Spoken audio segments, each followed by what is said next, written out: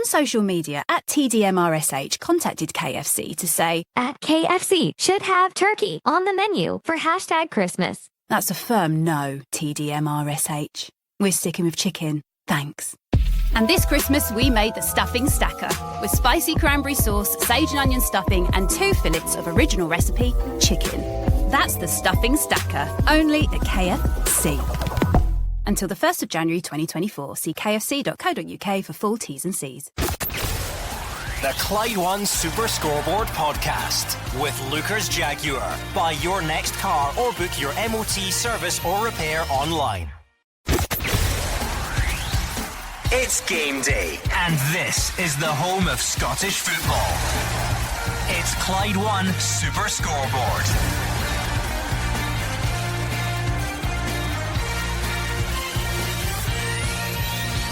Good afternoon and welcome to Clyde One Super Scoreboard. Domestic football returns with 5 top flight games this afternoon. Celtic host Motherwell as fans plan a day of action. Derek Adams kicks off his Ross County comeback against Kilmarnock. Craig Levein returns to Tynecastle with St Johnstone. St Mirren host Livingston, and it's Dundee against Hibs as well. I'm Andrew Maclean. Joining me in the studio today is Gordon Dalziel, Mark Wilson and Hugh Keevins. It is a day of homecoming. Celtic back at their ground 2 weeks after taking 6 goals off Aberdeen. Craig Levein, Tynecastle is his spiritual home, and he's back after 5 years, but this time he's the manager of St Johnstone. And Derek Adams returns to Dingwall to manage Ross County 9 years after he left for English football. On the other hand, there are teams who have to spoil the party. Motherwell badly need a result. They've had 1 point out of the last 27. Hearts have to beat Craig Levein because Stephen Naismith, the Hearts manager, is still under pressure. And Derek McInnes wants a win on the road at Dingwall because, fair play to him, he's got Kilmarnock moving in a positive direction in the Premiership. Great to be back, looking a bit lively as well. It's a great weekend ahead. 5 top flight fixtures ahead this afternoon, and that's just before a big clash tomorrow where 11 players in red will be trying the hardest against Rangers. And also the Scottish Cup. What a weekend it is. Some great fixtures in that Scottish Cup card as well.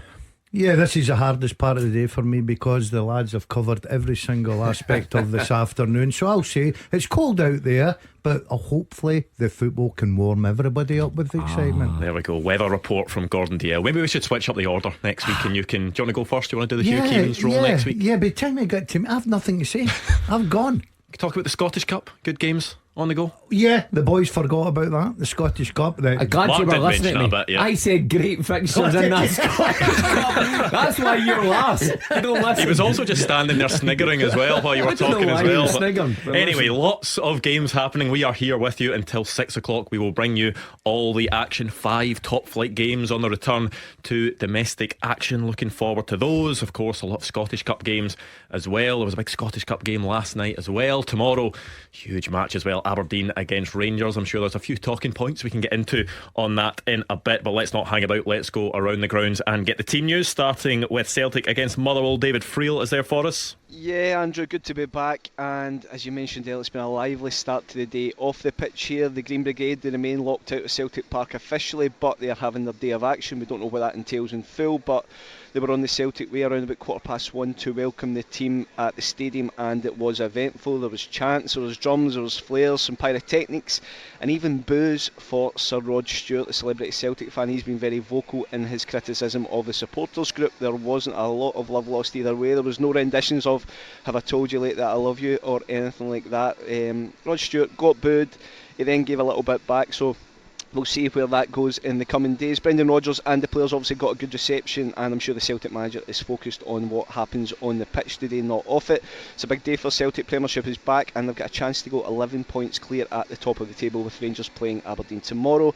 It's good news and bad news for Celtic fans in terms of the team lineup. Kyogo Furuhashi, obviously that horrible head knock against Aberdeen 2 weeks ago, he has recovered and he leads the line today. And there's also a start for Lewis Palma, who has been past fit to play despite only returning from Honduras duty yesterday. But the one below is Alistair Johnson, who was also late back from international duty with Canada, is only on the bench. So Tony Ralston comes in to replace him at right back, and the only change from that 6-0 win over Aberdeen 2 weeks ago. So Celtic going to line up Joe Hart in goals, Back four of Tony Ralston, Cameron Carter-Vickers, Liam Scales and Greg Taylor. Midfield three of Matt O'Reilly, Callum McGregor and Odin Thiago Holm, with Yang Hyun-jun, Kyogo and Louis Palma up front. The Celtic subs are Bain, Phillips, Bernaby, Alistair Johnson, Turnbull, Bernardo, Mikey Johnson, and a first sighting of Marco Tilio, the summer signing from Melbourne City. So a big day for Celtic. As for Motherwell, it's always a big day for them. They're on a horrendous run of results, 9 games without a win, and this is probably the last place they want to be today. As I said, they haven't won in 9, they've only actually drawn 2 of those, so they've only taken 2 points out of the last 27 available. Obviously not good enough, but they have done okay against Celtic recently. Celtic needed an injury time winner from Matt O'Reilly to get 3 points at Fir Park in September. We always remember how dramatic that was.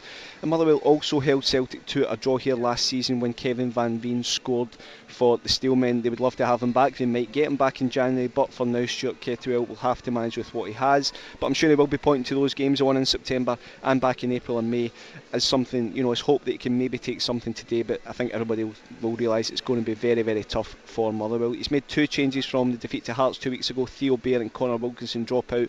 Bevis Mugabe and Brodie Spencer are in. Looks like a 3-5-1-1 formation for Motherwell. Liam Kelly in goals, back 3 of Mugabe, Dan Casey and Shane Blaney. Stephen O'Donnell, Callum Slattery, Callum Butcher, Harry Payton and Brodie Spencer across the middle, with Blair Spittle up supporting Mika Biret. Subs for Motherwell are Oxborough, Gent, Obika, Baird, Dravkovsky, Shaw, Luca Ross, Max Ross and Wilkinson. The referee at Celtic Park is Stephen McLean and the VAR is David Dickinson. Yeah, a busy day at Celtic Park. If we start with the football, Mark Wilson, it will be a huge bonus for Celtic fans that Lewis Palma is past fit, especially after his performance against Aberdeen last time out. I think he also got an assist when he was away on international duty as well. There's also a place on the bench for Marco Tilio, who hasn't really been spotted at all since he joined in the summer. Yeah, well, the Celtic fans will enjoy that if he gets any game time, because I think everyone was starting to wonder where he was. But definitely with Palma, certainly came into his own over the last couple of weeks. Looks an outstanding signing.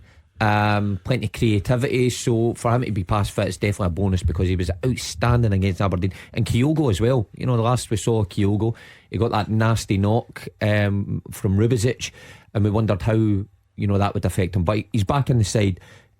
Interested to see Yang again, because I think in the first 45 minutes against Aberdeen he gets his goal and he played very well, and he needs more of those performances to nail down that place in the right hand side. So plenty of attacking intent there. Home back in again. I think he needs to do a wee bit more. He's been in and out the team, but when he's in, he needs to do more to really be a standout. So fancy Celtic today. You look at that Motherwell side, he went a wee bit more defensive as well, and that was a couple of complaints from the Motherwell fans. He's gone early today, with the big brave decisions. A fancy Celtic. Motherwell not a win in 9, struggling down there in 8th, lost 21 goals. I don't think Motherwell were going with a lot of confidence, but you always can get a shock. I can't see it right enough, but it's a big day for Stuart Kettlewell, because he can't afford to come out there with an Aberdeen or 6-0, and that the Celtic are capable of certainly dishing that out, because he's got a massive game against Dundee next week. They have to set their sights higher than damage limitation. There's an obligation there to try and get more points, and on their last 2 visits to Celtic Park, the scoreline has been much tighter than you would have thought, but it's indicative of how big a player Louis Palma has become for Celtic, that you come off the plane from Honduras on Friday and you're in on Saturday. Shows what Brendan Rodgers thinks about him. Off the pitch, there has been a day of action. The Green Brigade and other supporters as well outside the stadium. Of course, the Green Brigade are currently locked out of Celtic Park. The Celtic players and manager got a good reception from them when they went in. There was maybe a less welcoming reception from other people going into Celtic Park. How important is it that that is a completely separate issue from on the pitch at the moment for Celtic? This is a running sore for the club, and the directors, Peter Lawwell, the chairman, they have to sort this out in a conclusive fashion. They either end the Green Brigade's section of Celtic Park, or they readmit them in the hope that their behaviour is better. But Brendan Rodgers was unequivocal yesterday when he spoke at his press conference. If you can't behave, you can't get in. And much will be made of Rod Stewart going in and the abuse that he took, and if he gave them some back, When I was brought up as a kid in Partick, I was told if somebody hits you, you hit them back. Well, plenty more build-up to come at Celtic Park. Let's take a look around the other top flight grounds. Let's go to the Global Energy Stadium, shall we? Because it is Derek Adams' first game in charge of his return at Ross County. Dave Galloway is there. Yeah, looking forward to what's been known as the Wimpy Derby, Andrew, as a new era begins for Ross County. Well, sort of. Derek Adams began his third stint as Staggies manager 5 days ago after Malky Mackay was shown the door, and so obviously knows the club better than most. Can he guide his team to the first win in 10 attempts as they try and claw their way up the table? Kilmarnock have made the 200-plus mile journey up here, still seeking to find a solution to their away day woes that have pestered them since their top flight return. They've not won on the road since beating Albion Rovers in the League Cup way back in July. Boss Terry McInnes wants to see more bravado from Killie this afternoon. Be interesting to see if he gets it. Looking at the teams, Ross County, a couple of changes for them. It's James Brown and Josh Sims in for Victor Laturi and Jordan White. Ross Laidlaw in goals. A back three of Will Nightingale, Jack Baldwin and Ryan Leake. In midfield, Connor Randall, James Brown, Scott Allardyce and Ben Purrington, with Josh Sims playing off Simon Murray and Jan Danda. In attack, looking at the subs for the Staggies, it's Monroe, Turner, Sheaf, Laturi, Harmon, Samuel, White, Smith and Reid. Couple of changes also for Killie. It's Rory McKenzie and Matty Kennedy replacing Brad Lyons and Liam Polworth. Will Dennis in goals for the visitors today. At the back, Joe Wright, Lewis Mayo and Stuart Finlay. Across the middle, Danny Armstrong, Rory McKenzie, Liam Donnelly and Robbie Dees, with David Watson and Matty Kennedy supporting Marley Watkins in attack. The subs for Kilmarnock, O'Hara, Sanders, Daba, Polworth, Murray, Brown, Warnock, Dallas and Vassell. Your match referee today here at the Global Energy Stadium is Colin Stephen, and in VAR duties, the one and only Willie Collum. Yeah, a big day for Derek Adams and for Ross County as well. When you look at it, St Johnstone have installed a new manager in Craig Levein. They've got 4 points from his first two matches. You wonder whether that was maybe part of the thought process from Roy McGregor at Ross County, seeing the turnaround at St Johnstone and thinking that he maybe needed to make a move, and he'll be hoping that it can kick off this weekend. Well, Derek McInnes, the Kilmarnock manager, was highly vocal on the subject of Malky Mackay losing his job at Dingwall. He felt it was the wrong decision taken by Roy McGregor, and he felt that Malky was basically too good to be let go. But what's done is done, and now it's Derek Adams' responsibility. He's been a very good manager for Ross County in the past. You don't last 9 years in management down south unless you have something to offer, and he's done his job in the lower leagues there, but this is our top league, so he has to hit the ground running with Ross County.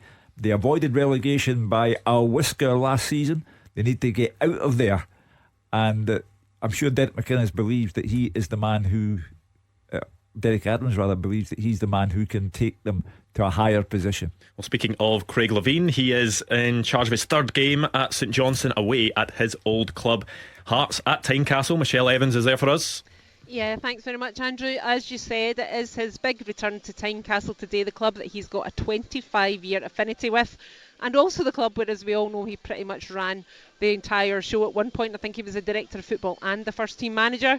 At his new role at St Johnstone, he's only got one role for the moment, and that's to manage the club and save them from the dreaded drop, get them climbing up the table. As you said, he's had a really good start with that. 4 points in his first two games, lifting the Perth side off the bottom of the table with their last outing, a 1-0 win over Ross County, which ironically cost Malky Mackay his job. He'll be looking for that run of form to continue, although hopefully not Stephen Naismith getting the sack, against a player who he brought here during his time managing the club. However, he knows that his Saints are up against it. They're currently sitting third bottom and are up against a Hearts side gunning for third spot. There's no doubt the jury's still out on Stephen Naismith and his time here at the Hearts helm, but the Jambos fans will undoubtedly be concentrating on the fact that their talisman striker and captain Lawrence Shankland not only scored a double in the last outing, a win against Motherwell, he also scored, as we all know, for his country in Scotland's 2-2 draw with Georgia in the recent Euro qualifiers, and they will be hoping that he'll have taken a massive amount of confidence from that in today's fixture. So the big question is, who's going to come out on top here in the battle between master and pupil? I think it could be a very interesting 90 minutes. So have a look at the teams who they're going to send out to secure the valuable points. Hearts have made just one change from that win against Motherwell, and it sees Callum Nieuwenhof out and George Grant in. So they're lining up in a 3-4-1-2 with Xander Clark in goal, a back three, Frankie Kent, Stephen Kingsley, Kai Rolls. In the midfield, Benny Baningame, George Grant, Alan Forrest and Alex Cochrane, with Alexander Lowry supporting Lawrence Shankland and Liam Boyce up front. On the bench, we've got McGovern, Herring, Nieuwenhof, Oda, Devlin, Sibic, Denham, Tagawa and Vargas.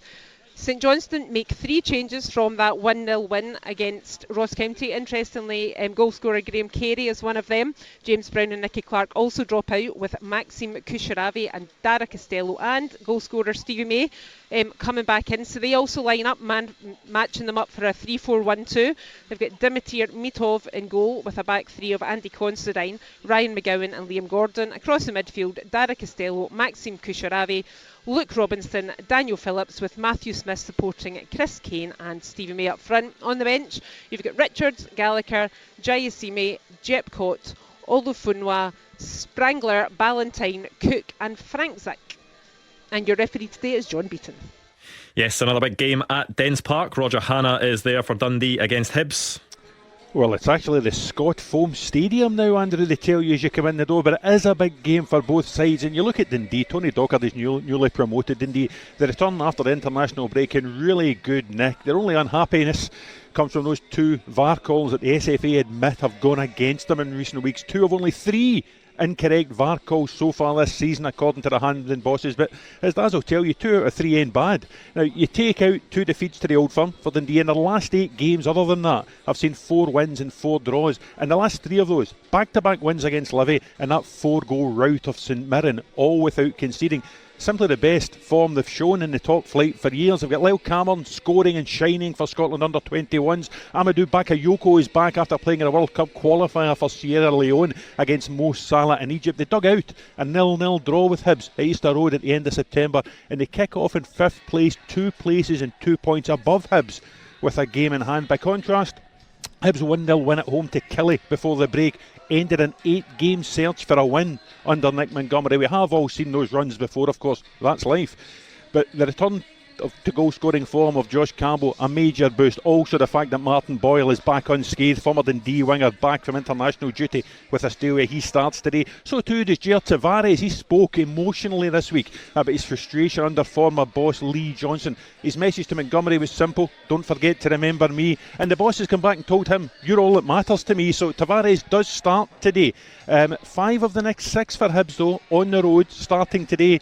That's the wonder of your Premiership fixture schedule, of course, Andrew. So I'll get to the teams now. Dundee unchanged from the 4-0 win over St Mirren. Trevor Carson in goal. Back 3, Antonio Portales, Joe Shaughnessy and Ricky Lamy. Across the middle, Jordan McGee, Lyle Cameron, Malachy Boateng, Luke McCowan and Owen Beck. And up top, Zach Rudden with Amadou Bakayoko. On the bench, Legston's, Kerr, Tiffany, Robinson, Riley, Robertson, Howley, Donnelly and Silla. As for Hibs, unchanged from that 1-0 win against Killie a couple of weeks ago. David Marshall in goals. A back 4, Lewis Miller, Will Fish, Rocky Bashiri and Jordan Obita. Just in front, Dylan Levitt and Joe Newell. Then Martin Boyle, Josh Campbell and Jair Tavares behind lone frontman Dylan Venter.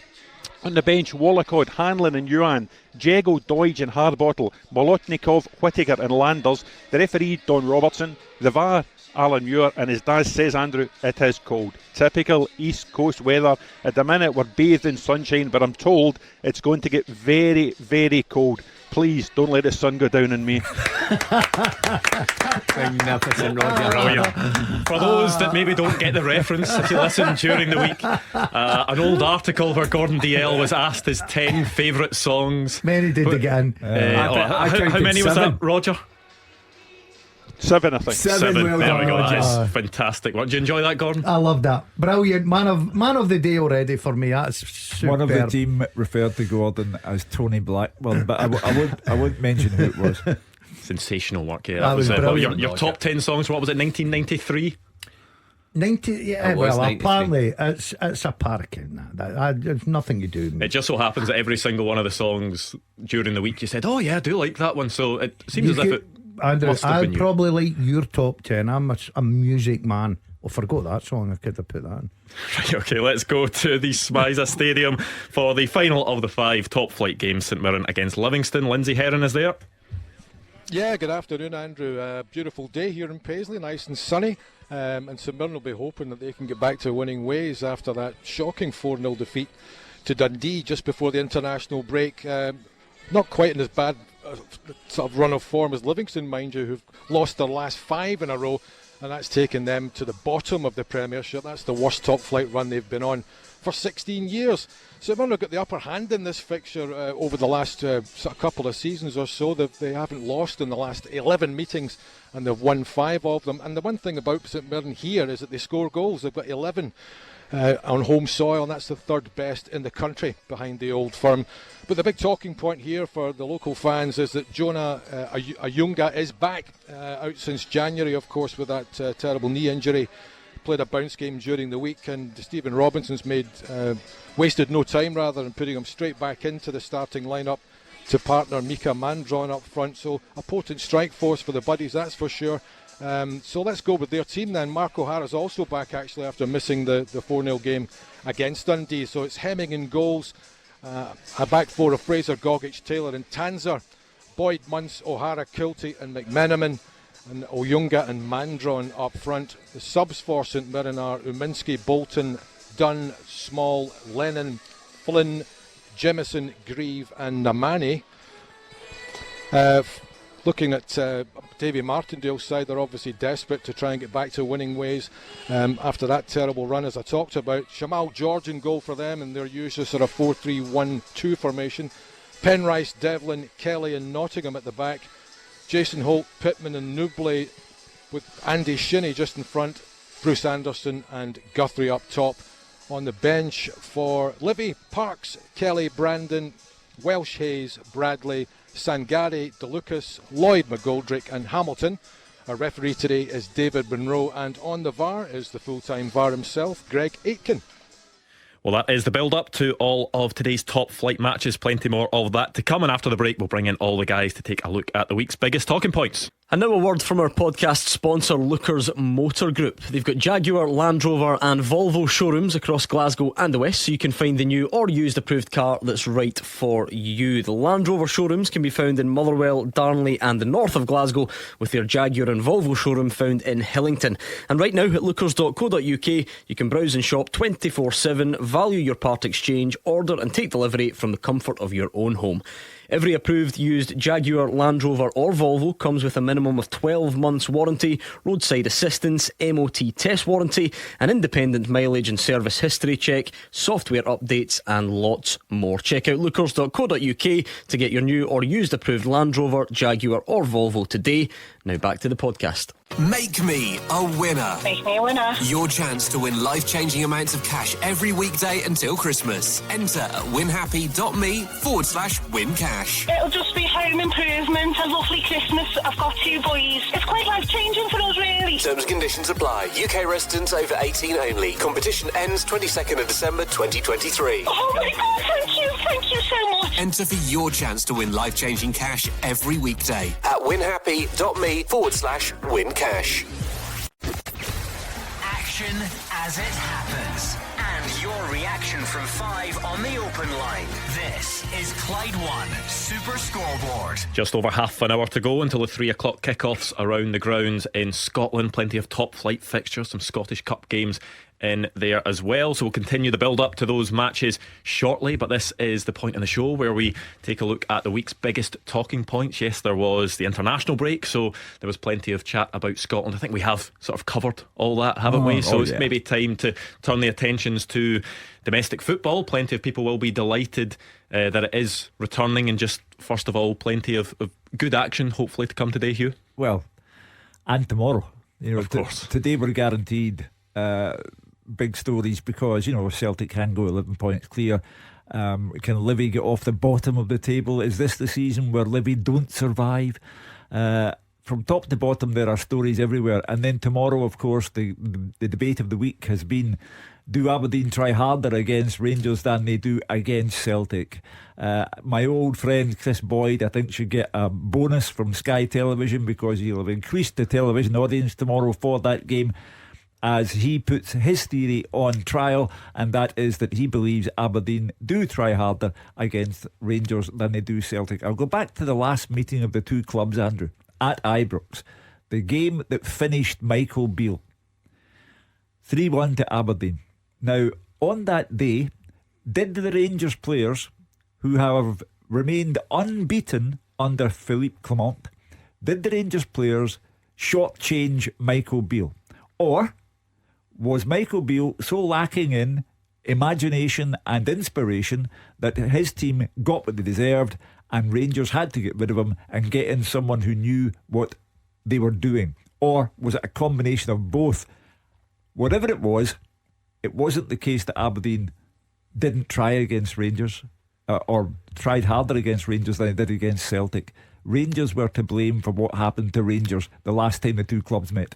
Yeah, Mark, you had a bit of a debate on the phones about this during the week. As an ex-professional footballer, where do you land on this argument? Do players sometimes try harder against certain clubs? Honestly, I think it's bonkers. If any player goes out there and specifically picks one club and says, I'm going to try really hard today in comparison to last week's game, I think that's crazy to think that. A professional goes out on the pitch to perform to the best of their ability in every game they take part in. And if the argument is the atmosphere better in this fixture, of course it is. Does the atmosphere make the game more competitive? Maybe. I can understand that. But to emphasise the word try harder or they lift their game to a different level solely against Rangers, I think it's ridiculous. Aberdeen have got a very good squad and they should be able to compete to a certain level with Rangers. But on the flip side, I said this the other night as well, if the Rangers fans really think that, well, why don't they think that their team can raise their game that then elevates them above a raised Aberdeen performance? So are Rangers short-changing their fans every time they play Aberdeen? Well, surely that's got to be in the argument as well, if they really think that Aberdeen are so much better against them than they are against Celtic, against Hearts, against Hibs. I think it's ridiculous to suggest that. Yeah, I understand what Mark's saying, but I've got to be honest, I always tried harder against Dunfermline in the Fife Derby. Meant so much to me. Can there be a subconscious element to it at all? You talk about the atmosphere. Aberdeen against Rangers is undoubtedly more of a rivalry than Aberdeen against Celtic is, with these added factors into it. Maybe the animosity between the supporters. A player might not go out and actively think, I'm going to try harder in this game, but could there be a sort of subconscious element to it that they just do because these factors are all floating about? Well, I think they have a lot of explaining to their own fans if that's the case. I mean, try harder. Think what we're saying here. Try harder. It's playground stuff. Suggesting that players go out and say, oh, this atmosphere is great, I'm really going to try the day because I wasn't quite trying my hardest last week. So it's ridiculous to think that. Could you flip that over and say, well, Derek McInnes was an ex-Ranger. He was, he's got a lot of time for a club. He was a manager for Aberdeen in many games against Rangers. So pick the ones that didn't try harder against Rangers. And Barry Robson, ex-Rangers player as well. Oh no! Don't go down that. Barry. I know he started there. He got a stadium tour, right? And then went to Celtic. That's harsh and bad. Everyone in Scottish football has to believe in the conspiracy theory, and this is the conspiracy theory. As Mark said, you have to be careful of what you're saying. Are you suggesting, not you personally, Andrew, but those who say that they try harder against Rangers than do against Celtic, are you suggesting that they lie down against Celtic? And that's why it was 6-0 the last time the sides met. Over the years, we can never get away, and he's someone I know very well and like very much, Ian Durrant. What happened to Ian Durrant with Neil Simpson has left its mark on that fixture for decades. So there is that inbred rivalry, but you cannot think that they do better against Rangers than they do against Celtic unless you factor in one thing. Celtic in recent years have been much better than Rangers. That's why Celtic have taken trophy after trophy, and Rangers have had 2 trophies in the last 11-12 years. So they don't do as well against Celtic, Aberdeen, because Celtic have been the best team in the country for a long time. Yeah, Roger Hannah, you've watched this all unfold over the last couple of weeks. Your Scottish Sun columnist Chris Boyd has been in the thick of it as well. I just wonder what you've made of it all. Listen, I know what the boys are saying. They don't. Aberdeen players do not intentionally raise their game at the sight of a light blue jersey. But the rivalry between Aberdeen and Rangers is much deeper, runs much deeper than the rivalry between Aberdeen and anyone else. It goes back to the days of Alex Ferguson wanting to come to Glasgow and beat his old team. It goes through that horrible incident Hugh referenced there with Ian Durrant and Neil Simpson. It goes back to Richard Gough saying Aberdeen raised their game when they play Rangers. He said that 30 years ago. And, you know, it just so happens now that Rangers go back to Pittodrie tomorrow, where they lost at the end of last season, if you remember. They lost at home in Michael Beale's last game, although, you know, to answer Hugh's point, Aberdeen reserves could have come and won that day because Rangers were shot to bits and gone. Anyone would have won at Ibrox that day. And there is a rivalry. There'll be an incredible atmosphere at Pittodrie tomorrow, a far greater atmosphere than there ever is for a Celtic game when they come to town. And Aberdeen's players, being human beings, perform in that atmosphere and perform really creditably to their team. I spoke to Barry Robson. I covered the 6-0 game at Celtic Park 2 weeks ago for Super Scoreboard, and to be fair to Barry Robson, he pulled no punches. I asked him, was it down to fatigue after the European game? No. He said it wasn't. It was down to a dreadful performance. And fair play to the captain, Graham Shinney, who spoke through the week and said Chris Boyd was right. It was an embarrassing performance. So tomorrow, Aberdeen will be much better because they will be backed by a vociferous support at Pittodrie, and they will be determined to atone for what happened at Celtic Park 2 weeks ago. Yeah, I mean, Roger makes an interesting point just about rivalries, and can players just be, are there some games you're just more up for? Did you have that in your career where you were? Look, there's no doubt, if it's a midweek League Cup game at Celtic Park where there's, 30,000 in it, or if it's a game against Rangers with 60,000, of course, then there's a huge difference in that, because there's a huge difference in the level of opposition and atmosphere, and perhaps that takes your performance to a different level. But I didn't go into that midweek League Cup game and think I'm not really going to try today, because I can't really be bothered. But against Rangers I'm really going to try. So the callers that we had on the other night saying, and I think there's a large portion of fans who really believe that. I think that's where the ridiculous thing, professional footballers pick and choose the games where they try. People need to remember that players' livelihoods are on show every week, not just when Celtic and Rangers come to town. So your games against Hibs and Motherwell and St Mirren for the Aberdeen players determine where they go in the future, how their life goes on for there. So if you're suggesting that it's just one game they're going to try for, well, they're not going to get very far in their career if it's based on one game. How far do you get if you look Bojan Miovski in the eye and say, listen, we don't try too hard against Celtic, but we really try against Rangers? And then you move on to Duke and you say, Duke, we don't really try hard against Celtic, but we try and get in about Rangers. And then Slobodan Rubizic, come on over here to tell you, we don't try against Celtic, but we try against Rangers. Well, he didn't hear that when he went in Kyogo, did he? Whoever told him it actually worked last couple of weeks ago. As I say, there's a simple reason for over the period of time, Rangers have been through real problems off the park. They've gone to the lower leagues for years, and over that period of time, Celtic have been the best team, trophy laden, trebles, quadruple trebles, invincible seasons, this, that, the other. That's why Aberdeen find it hard to get anything out of Celtic, and Rangers have not been at that level, and Aberdeen can get more, not much more if you look at the stats, but they can get more against Rangers than they get against Celtic. What it does for us onlookers is maybe adds just an extra element to what you would expect is already going to be an interesting game tomorrow. Oh, I'm looking forward to that. I really am. I fancy Rangers big time, let me tell you. I think that Roger hit the nail on the head. I think it's all about the atmosphere. Hugh gets back to that dreadful day for Ian Durrant at Pittodrie, and we all remember that. I think from then it was always built up. Listen, I played against Aberdeen in cup finals when it was Fergie coming down to dominate Glasgow, and it wasn't just Rangers, but you know, an Aberdeen team that would go out and try and run all over the top of Celtic as well. Let me be quite honest, because of the sort of determination of the manager leading them. But it comes from the stands and it's a hostile atmosphere. Of course, it's worse when Rangers go to town. It will be incredible tomorrow than Celtic. But I totally take on board what Mark's trying to say. As a professional footballer, you do not pick games when you're going to try and not try. Rangers will win tomorrow for one simple reason: Aberdeen aren't very good. That's why they're 2 points off the bottom of the table. As blunt as that. And they lost 6-0 to Celtic because they're not very good.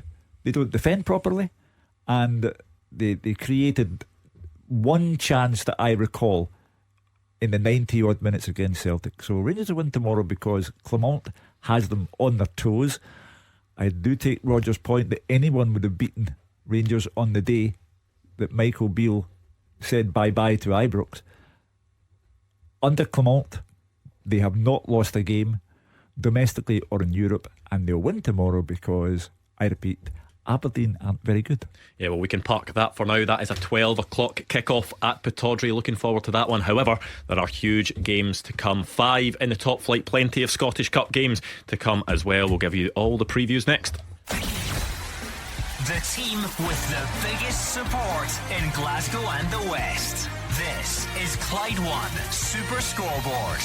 Less than 15 minutes to go until the 3 o'clock kickoffs. There is 5 in the top flight, so let's start going back around the grounds, shall we? Starting with, let's go to Roger Hannah is at Dundee against Hibs, and Dundee, well, Tony Docherty will be able to reflect on this start to the season he's had and will be very happy with it so far, Roger.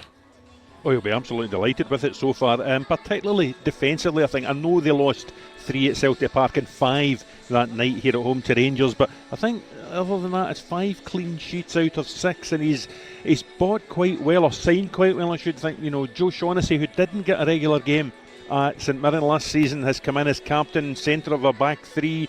Ricky Lamy, who didn't always play for Motherwell last season, is in on the left hand side of that 3, and Antonio Portales, who is one of the 2 Mexicans that were signed in the summer. He is probably the shortest central defender in the Premiership, but he reads the game terrifically well. He is very seldom out-muscled by bigger strikers, and he's made a very promising start here, Andrew.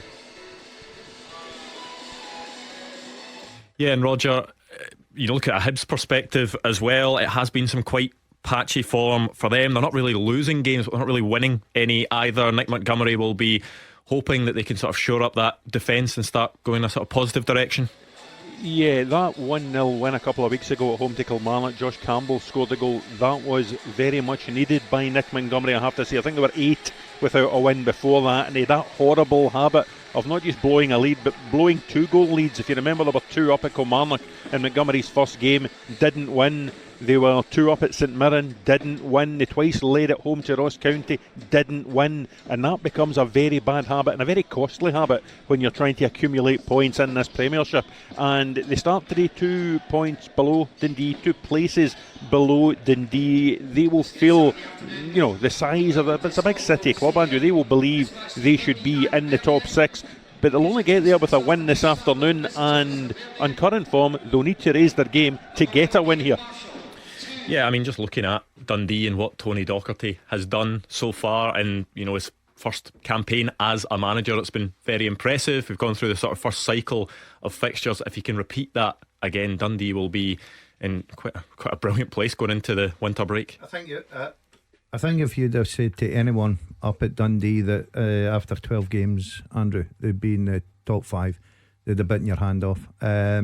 He's recruited very, very well indeed. He's brought a lot of new players in, new manager, first job as a manager. We know he's got bags of experience as assistant to Derek McInnes. but he's hit the ground running and he's been absolutely terrific.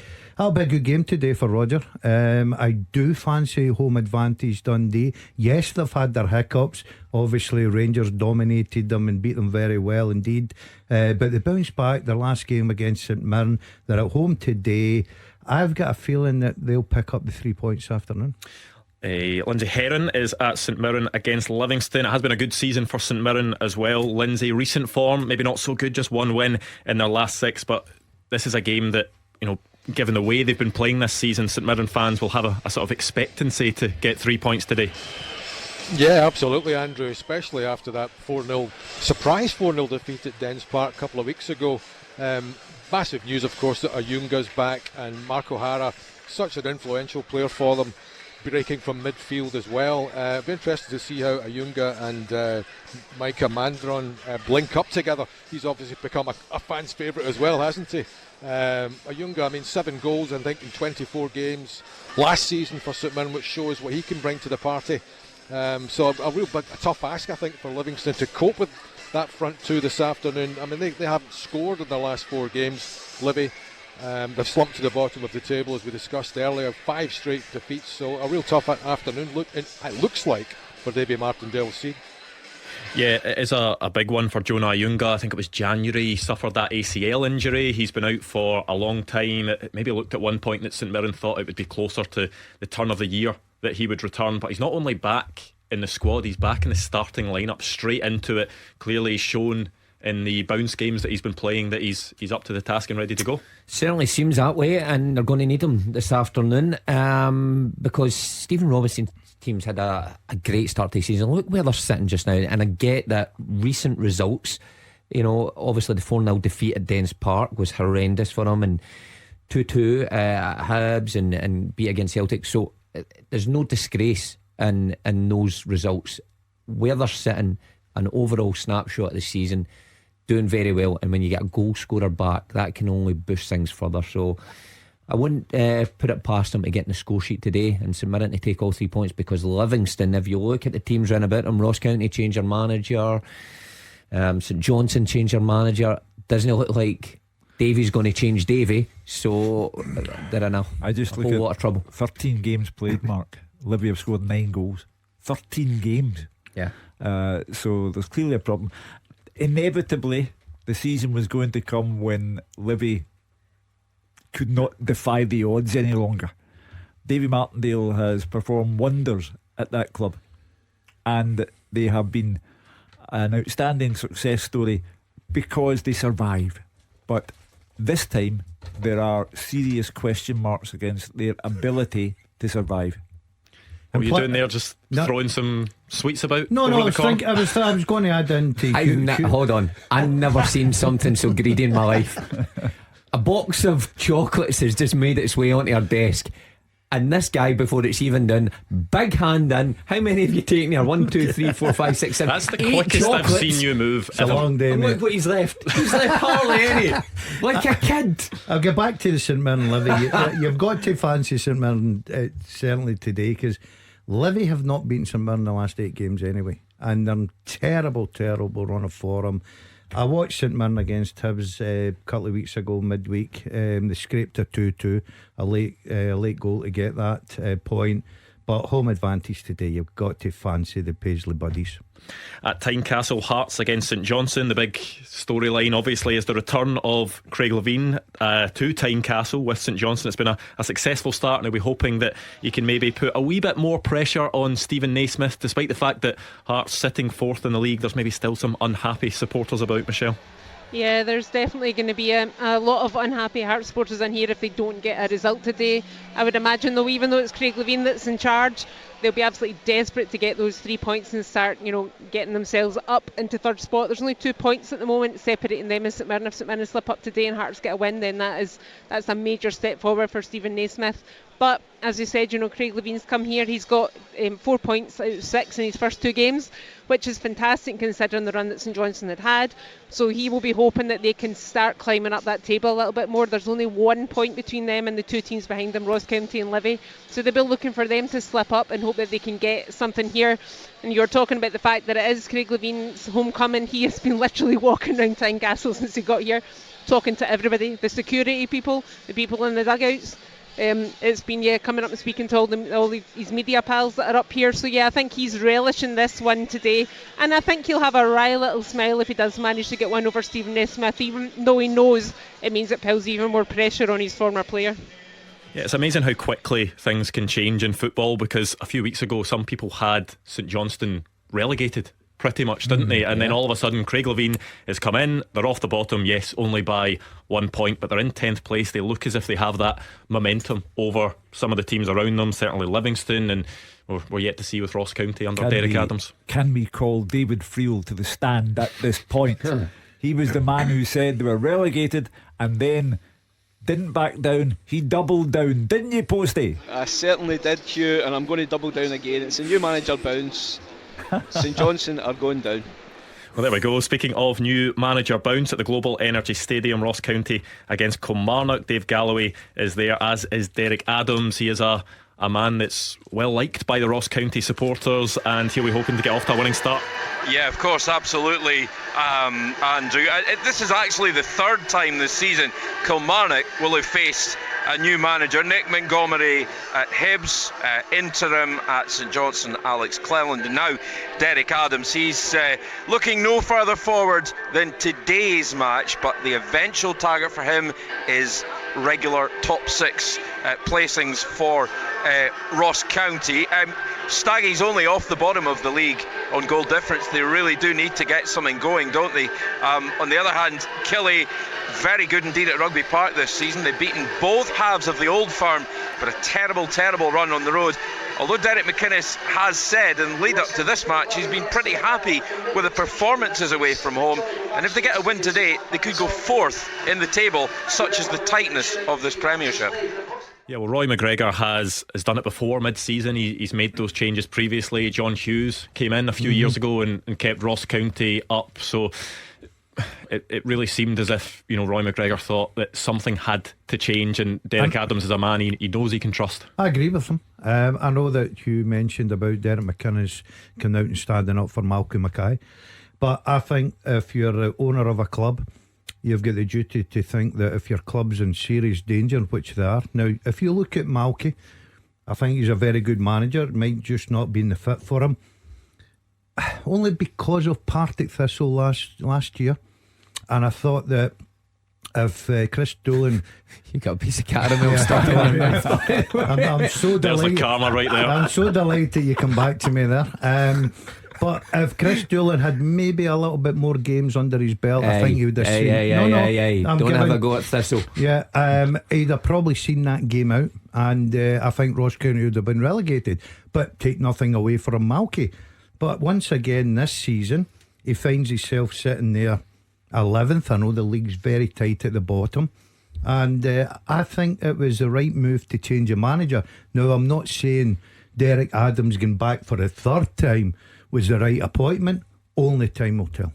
We'll give Gordon Dalziel time to finish off his sweets, and we'll go back to Celtic Park next. The winning team all season long. This is Clyde One Super Scoreboard. We're just about to get underway in the 3 o'clock kickoff. Let's try and go back to David Friel at Celtic Park. A final bit of build-up. Yes, Andrew, team's out on the pitch just now. Brendan Rodgers clapping the fans. Huge day for Celtic, huge day for Motherwell. Celtic 6-0 win over Aberdeen. That was the 50th unbeaten league game at home, so they're obviously relentless at Celtic Park. It's a real tough one for Motherwell. Celtic just going out of the huddle. Just run through the teams for you again. Joe Hart and goals for Celtic. A back 4 of Tony Ralston, Cameron Carter-Vickers, Liam Scales and Greg Taylor, Matt O'Reilly, Callum McGregor and Odin Thiago home in midfield, with Jan Kyogo and Lewis Palmer up front. Motherwell, Liam Kelly, Bevis Mugabe, Dan Casey, Shane Blaney, Stephen O'Donnell, Callum Slattery, Callum Butcher, Harry Payton, Brodie Spencer, Blair Spittle and Mika Biret. Motherwell will kick off here. Huge day for both teams. Clyde One Super Scoreboard Goal Flashes with M&D Green Pharmacy. Make your life that little bit easier. Use their free prescription delivery. Yes, underway in the 3 o'clock kickoffs. The domestic football is back. Plenty of Scottish Cup games, 5 top flight matches as well. There was that big one in the Scottish Cup last night as well that we will touch on in a bit as well. But first of all, time to get the predictions from you lot underway, starting with Hugh. Home win for Celtic against Motherwell. Likewise, Dundee to beat Hibs. Hearts to beat St Johnstone, St Mirren to beat Livingston. The only non-home win for me, I'm taking Kilmarnock to win at Dingwall. Okay, I can't see Motherwell getting anything, so Celtic win there. Hibs will beat Dundee at Dens Park today. Hearts will beat St Johnstone. There'll be a draw in Dingwall between Ross County and Kilmarnock, and St Mirren will beat Livy. Okay, full house at Celtic Park. Hopefully Motherwell can get a miracle, but I don't think it's going to happen. 8 minutes is a long time in football, I've found out, so I'm going for a Dundee Hibs draw. Hearts St Johnstone, I'm going Hearts. I'm going Ross County, new manager bounce, and I'm going St Mirren. Well, there we go. No early action so far in today's matches, but we'll see if there are any early goals to come. There was an English Premier League game on earlier on, Manchester City against Liverpool, which finished not too long ago. That was a 1-1 draw between the sides, but what we really care about is the return of Scottish football, Hugh. Yep, but in the passing, quality football from Man City and Liverpool, quality goals. You can see them later on, but this is a big day. Liam Kelly, the Motherwell goalkeeper, so much debate about him on Super Scoreboard on a now weekly basis about his position within the Scotland squad. He'll need to have a big afternoon because Celtic will surely be taking the game to Motherwell, looking for a repeat of their performance against Aberdeen, wanting to go 11 points clear and seeing if it is at all possible to put Philippe Clement and his players under pressure at Pittodrie tomorrow. Couple of early chances to tell you about. Jan Danda with a dangerous ball across the face of goal for Ross County. There was no takers in the middle though, and good start for St Mirren as well. Mark O'Hara header just wide from Scott Tanser's cross. Speaking about Liam Kelly, Hugh, you're right. Remember, it was one of our last callers. A lady called up before the international break and was adamant that Liam Kelly should not be in goals for Motherwell at this time, and it was a difficult one because he was going away in international duty, and how do you frame that one? But he is in goals today, and he's going to have a busy afternoon, you'd think, so a big one for him today to get the fans, or some of those fans, back inside. He's not in sparkling form, let's not be kidded here, but he is a very, very talented goalkeeper. He's a captain. So it'd be a massive decision for the Motherwell manager to leave him out. I think he's right in playing him because players do go off form. We know that. So boys were right. I think Celtic will dominate possession today at Celtic Park. If Motherwell are going to get anything, he will need to have the game. Did you ever get that in management where nothing was going right, so you just I'll just start changing players and see if there's a better outcome? I gave you 90 minutes in the following week. You were on the pine. There was the old Tombola. Package another name to your assistant. Listen, I've been on the way to games, and I've arrived there at 1:15 with the team written down, and by 1:30 it was changed. Is it just the way someone had spoken to you that morning that you decided? I'm a body language. I've learned that. I thought you're a body language. Person. I can tell by people. I've learned that from my younger days up Victoria's in Hamilton Palace. What do we learn? You can feel the vibes if you're going to have a good night or not. What do we learn about your body language? That the chocolates come in and you immediately swipe them. What is that? I've been at the gym this morning working out. I've not really eaten, but I needed that little bit of sugar rush this afternoon just to get me through today's programme. Nice and nutritious after your gym session. That's great, that, isn't it? Yeah, as long as you put it in the gym in the morning, get up there and put your shift in, you're fine. Celtic hogging the ball as expected at Celtic Park. There was some nice play by Lewis Palma and Matt O'Reilly, but defended well in the end by Motherwell. Just on Lewis Palma, maybe some eyebrows raised that he is playing because he only got back from international duty yesterday. There was an explanation from Brendan Rodgers before the game. He said that he maybe would have sat him on the bench today, but he's suspended for Tuesday's game away to Lazio, so he felt he would get him in from the start today. But as I say, it's indicative also of the way that Louis Palma has made an instant impression at Celtic. You know, a wonderful passer of the ball, picks out players beautifully, has an eye for goal, and was the star turn against Aberdeen in that 6-0 victory for Celtic 2 weeks ago. So it's up to players like Odin Thiago Holm today, playing beside Matt O'Reilly and Callum McGregor in the middle of the park. Brendan Rodgers gave him a bit of a flea in his ear the last time, took him off after an hour because he clearly didn't think he was working hard enough. First Scottish Cup goal, Queen of the South 0, Dundee United 1. Kai Fotheringham with the goal, who's been in really good form this season. Bad news for Marvin Bartley, who's having a tough time of it. I love the big guy, I really do. I don't know which size of tracksuit I've maybe put a bid in. I'm not one to jinx him here this afternoon. Look, like when you're in amongst the boys, you're in the team, you've got to take it. You can give it all you've got to take it. I will vouch for that. Exactly. I had to take an awful lot. I've been there myself. And then give a post-match interview after losing 7 to one of our colleagues, Roger, who's asking the questions, knowing fine well that yous were all giving me it in the studio. Look, I really feel for him. He's having a torrid time just now. I just hope that, like, his first management job, and you learn along the way, of course you do. It took me a season and a half before I got to my first cup final. So it is a learning curve. The first half teaser with the scottishsun.co.uk/football for the best football news and opinion online.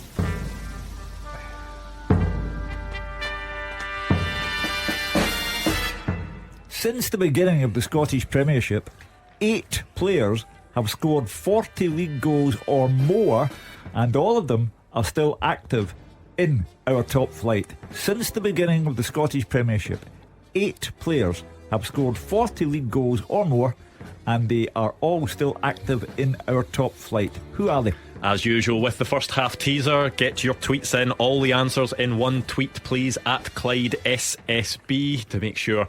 Remember, it is a race as well, so you want to be on that podium at half time. You can see the question written out as well at Clyde SSB on Twitter, so make sure to send those answers in all on one tweet. Are you two getting on a few? Well, I've got conferring one already. I've got 2. Yeah. We've got a couple, so picking away nicely just now, Andrew. Decent enough start there. There has been a few chances. Motherwell had a decent chance to break from a Celtic corner, but Ralston did well. Mika Beirut was too hesitant when he was trying to go forward. For Livingston, a half chance for Bruce Anderson. It was a Richard Taylor header that dropped at his feet, but that one went over the bar. And then also one for Liam Boyce, a header that was pushed behind for a corner that came from a corner as well from Alex Lowry. You got another? Yeah, you've just given it. Thank you. The answers. Don't give away the answers. Try to beat the general public here. Oh yes. It's still not going to be as bad as actually giving away the answer to the Who Am I? Listen, I'll try my best this week. A shot by Matt O'Reilly saved. Celtic trying to pile on the pressure. It was good play by Lewis Palmer and Greg Taylor in the build up to that one. Speaking about the Jim Andrews, somebody's just taken off his tracky top and it's evident he doesn't go to the gear department in the gym, because that is one of the bobbliest t-shirts I've ever seen in my life. How old is that thing? What range is that from? What year did you possibly buy that? I was sponsored by that, let me tell you. Unfortunately, what happened was, we've all been there, and don't mock me for this. You buy a wee sort of a hoodie out of Primark, £9, and the ooze comes off it sometimes if you've not washed it properly. So unfortunately, from the Dazzler's point of view, that's an old... You're trying to claim that the bobbles are from the jumper you just took off, and not by the fact that the t-shirt you're wearing is clearly over a decade old. At least. To be fair, it is a small.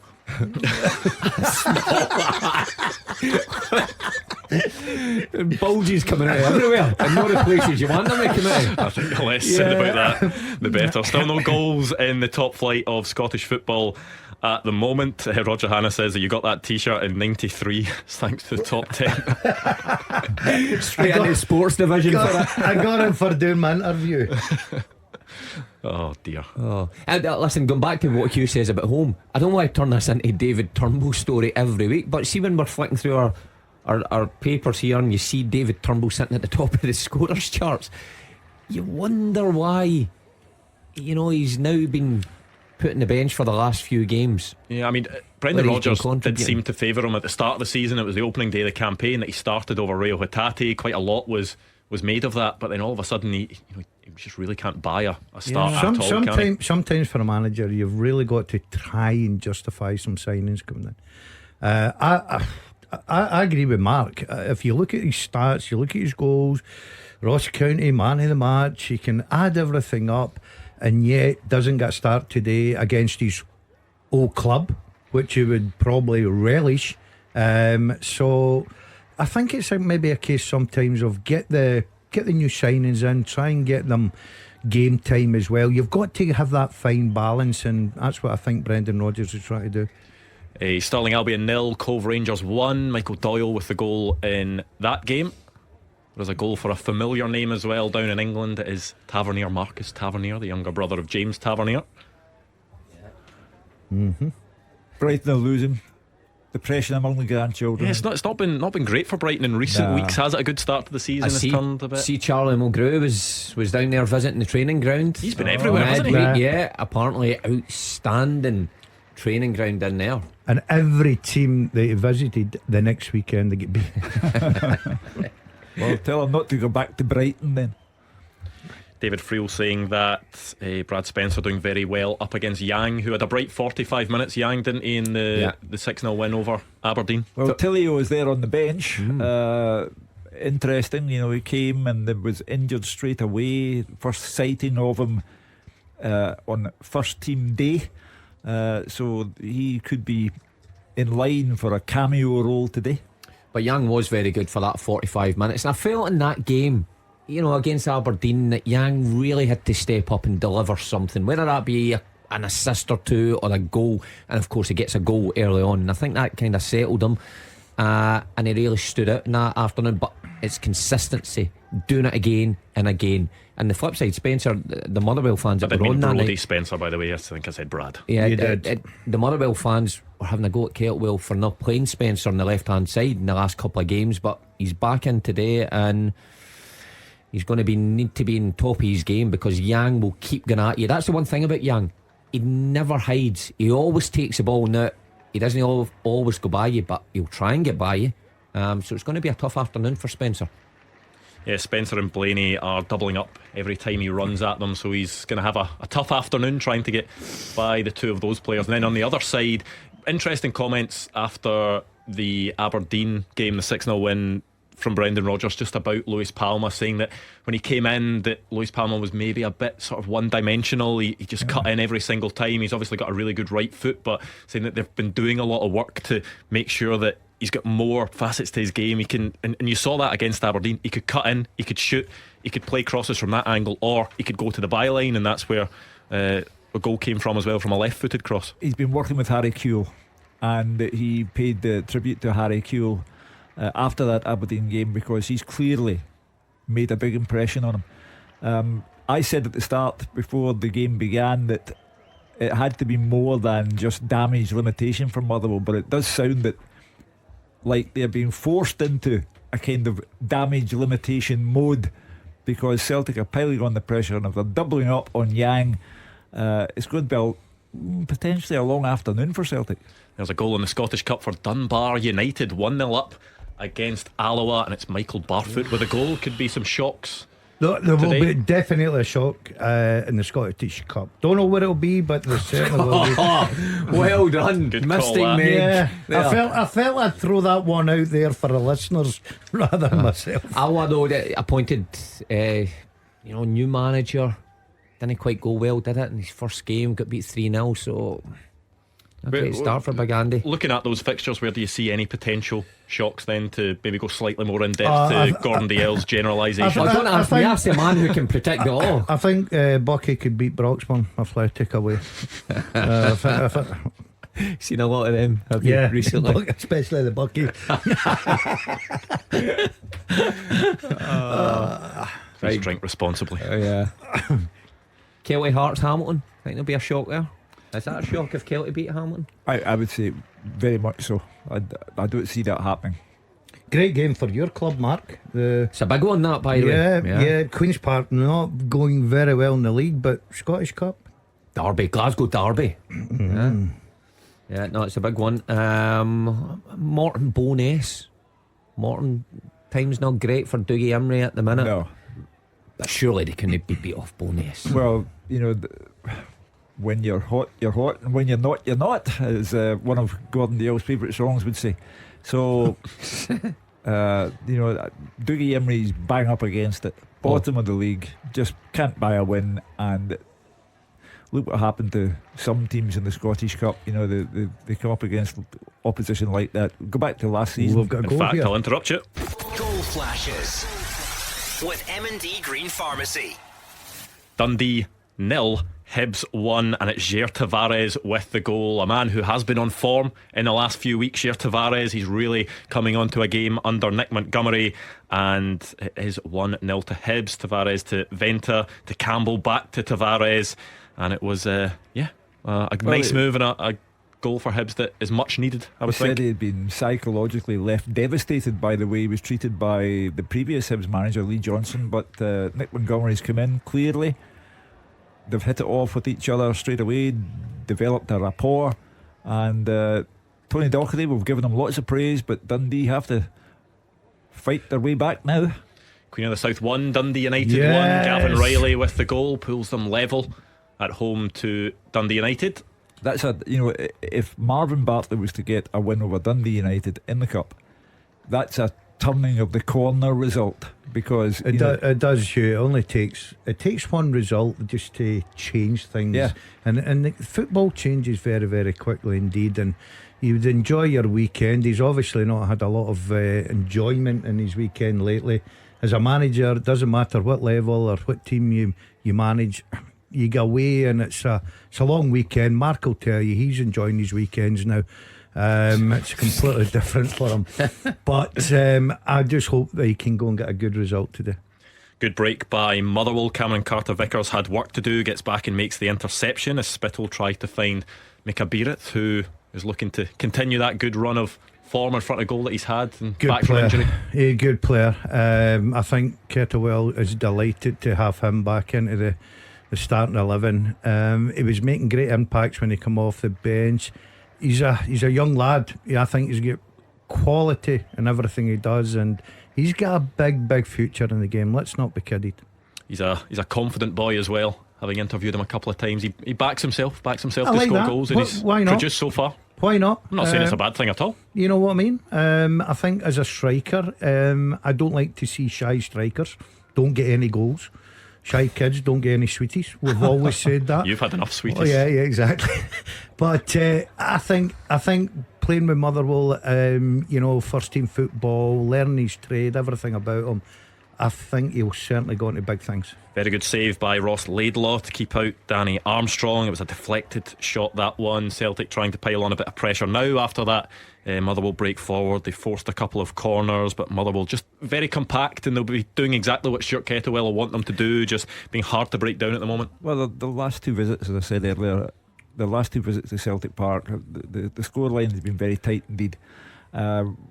Everyone wrote them off today because no wins in the last 9. They're playing Celtic, who last time out take 6 off Aberdeen and looked the best that they had looked all season. But the international break, that 2-week break, players come back from all over the globe. It takes them a while to get started again, and it sounds as if Motherwell could take this to half time and it's still 0-0, then Celtic Park would get a bit twitchy.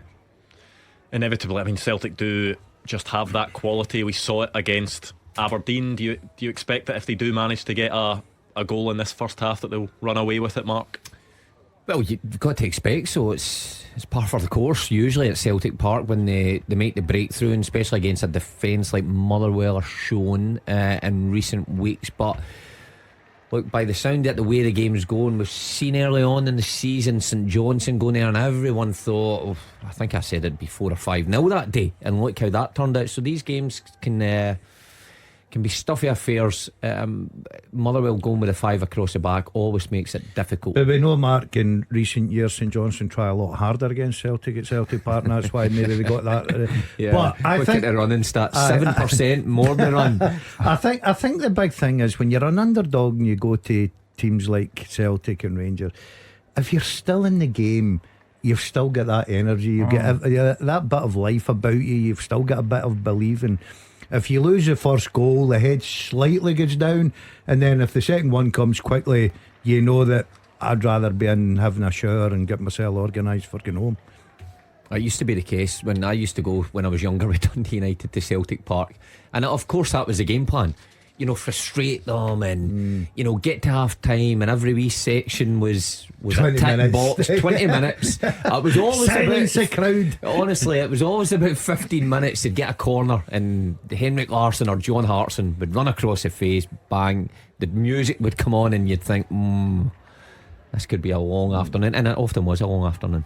Greg Taylor with one of those. Was it a shot? Was it a cross? That's headed wide by Blaney.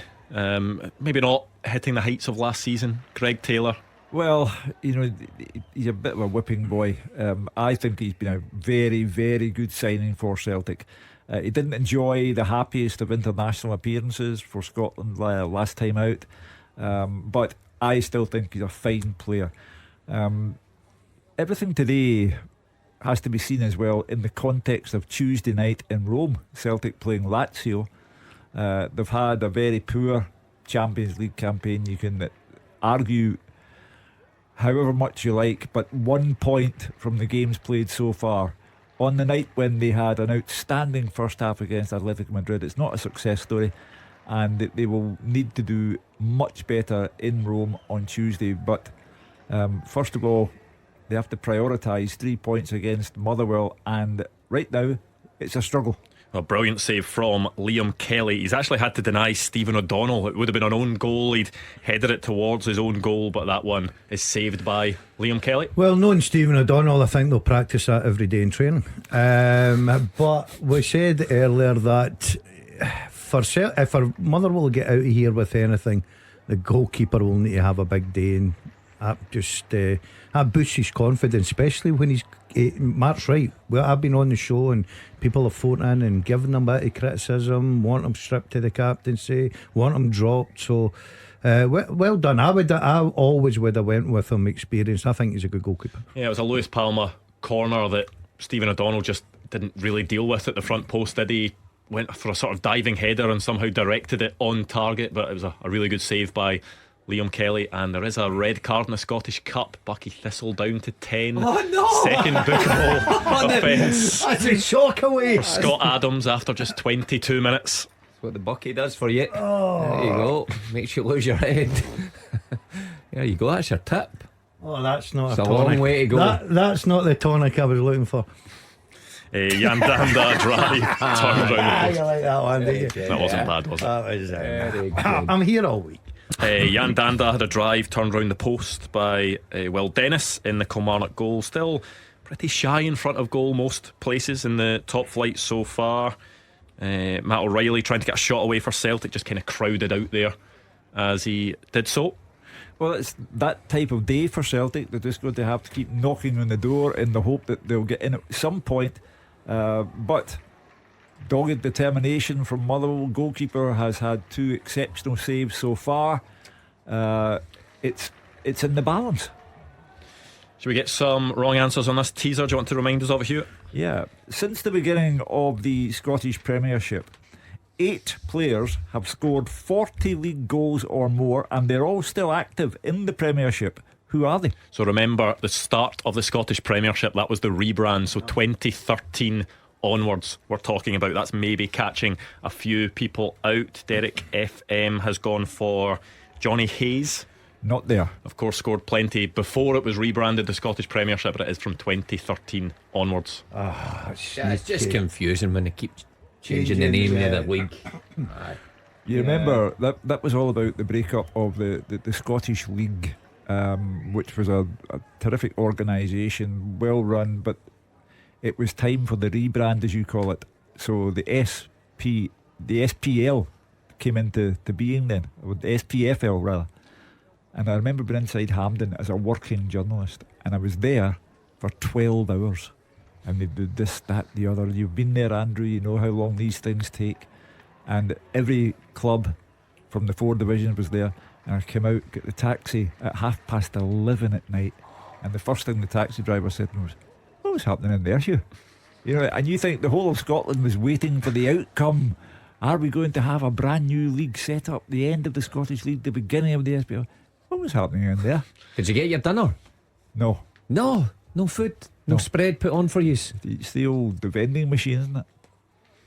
A few shouts as well for Logan Ballingall. He said Lawrence Shankland. No. That's a no. He's only 37 goals he's got. There's also who else he said? Kevin Nisbet he's gone for as well, only 31 for Kevin Nisbet. Another goal in the Scottish Cup. Stranraer 0, Airdrieonians 1. Callum Gallagher with the goal, who's going well for Airdrie in the Championship so far this season after scoring lots in League One last campaign. There's an equaliser for Brighton as well, Hugh. But it's a VAR check. But Brighton get more goals chalked off because of VAR than any other team. If you look back, you'll find that's the case. But there's still a VAR check going on, I think. But hopefully. Conspiracy, Hugh? Or is that just the facts? Well, Nottingham Forest always try harder against Brighton than they do against anybody else. Yeah, quite a quiet afternoon so far on the goals front. Just the one in the top flight anyway. That went to Jair Tavares of Hibs, 1-0 up away to Dundee. Still haven't had any others. I was through at Hibs training ground, Andrew, midweek, and speaking to some of the players. Love Nick Montgomery, love what he's doing there. Love Were the you invited coaching. or just turned up? I just turned up just to see how the place was.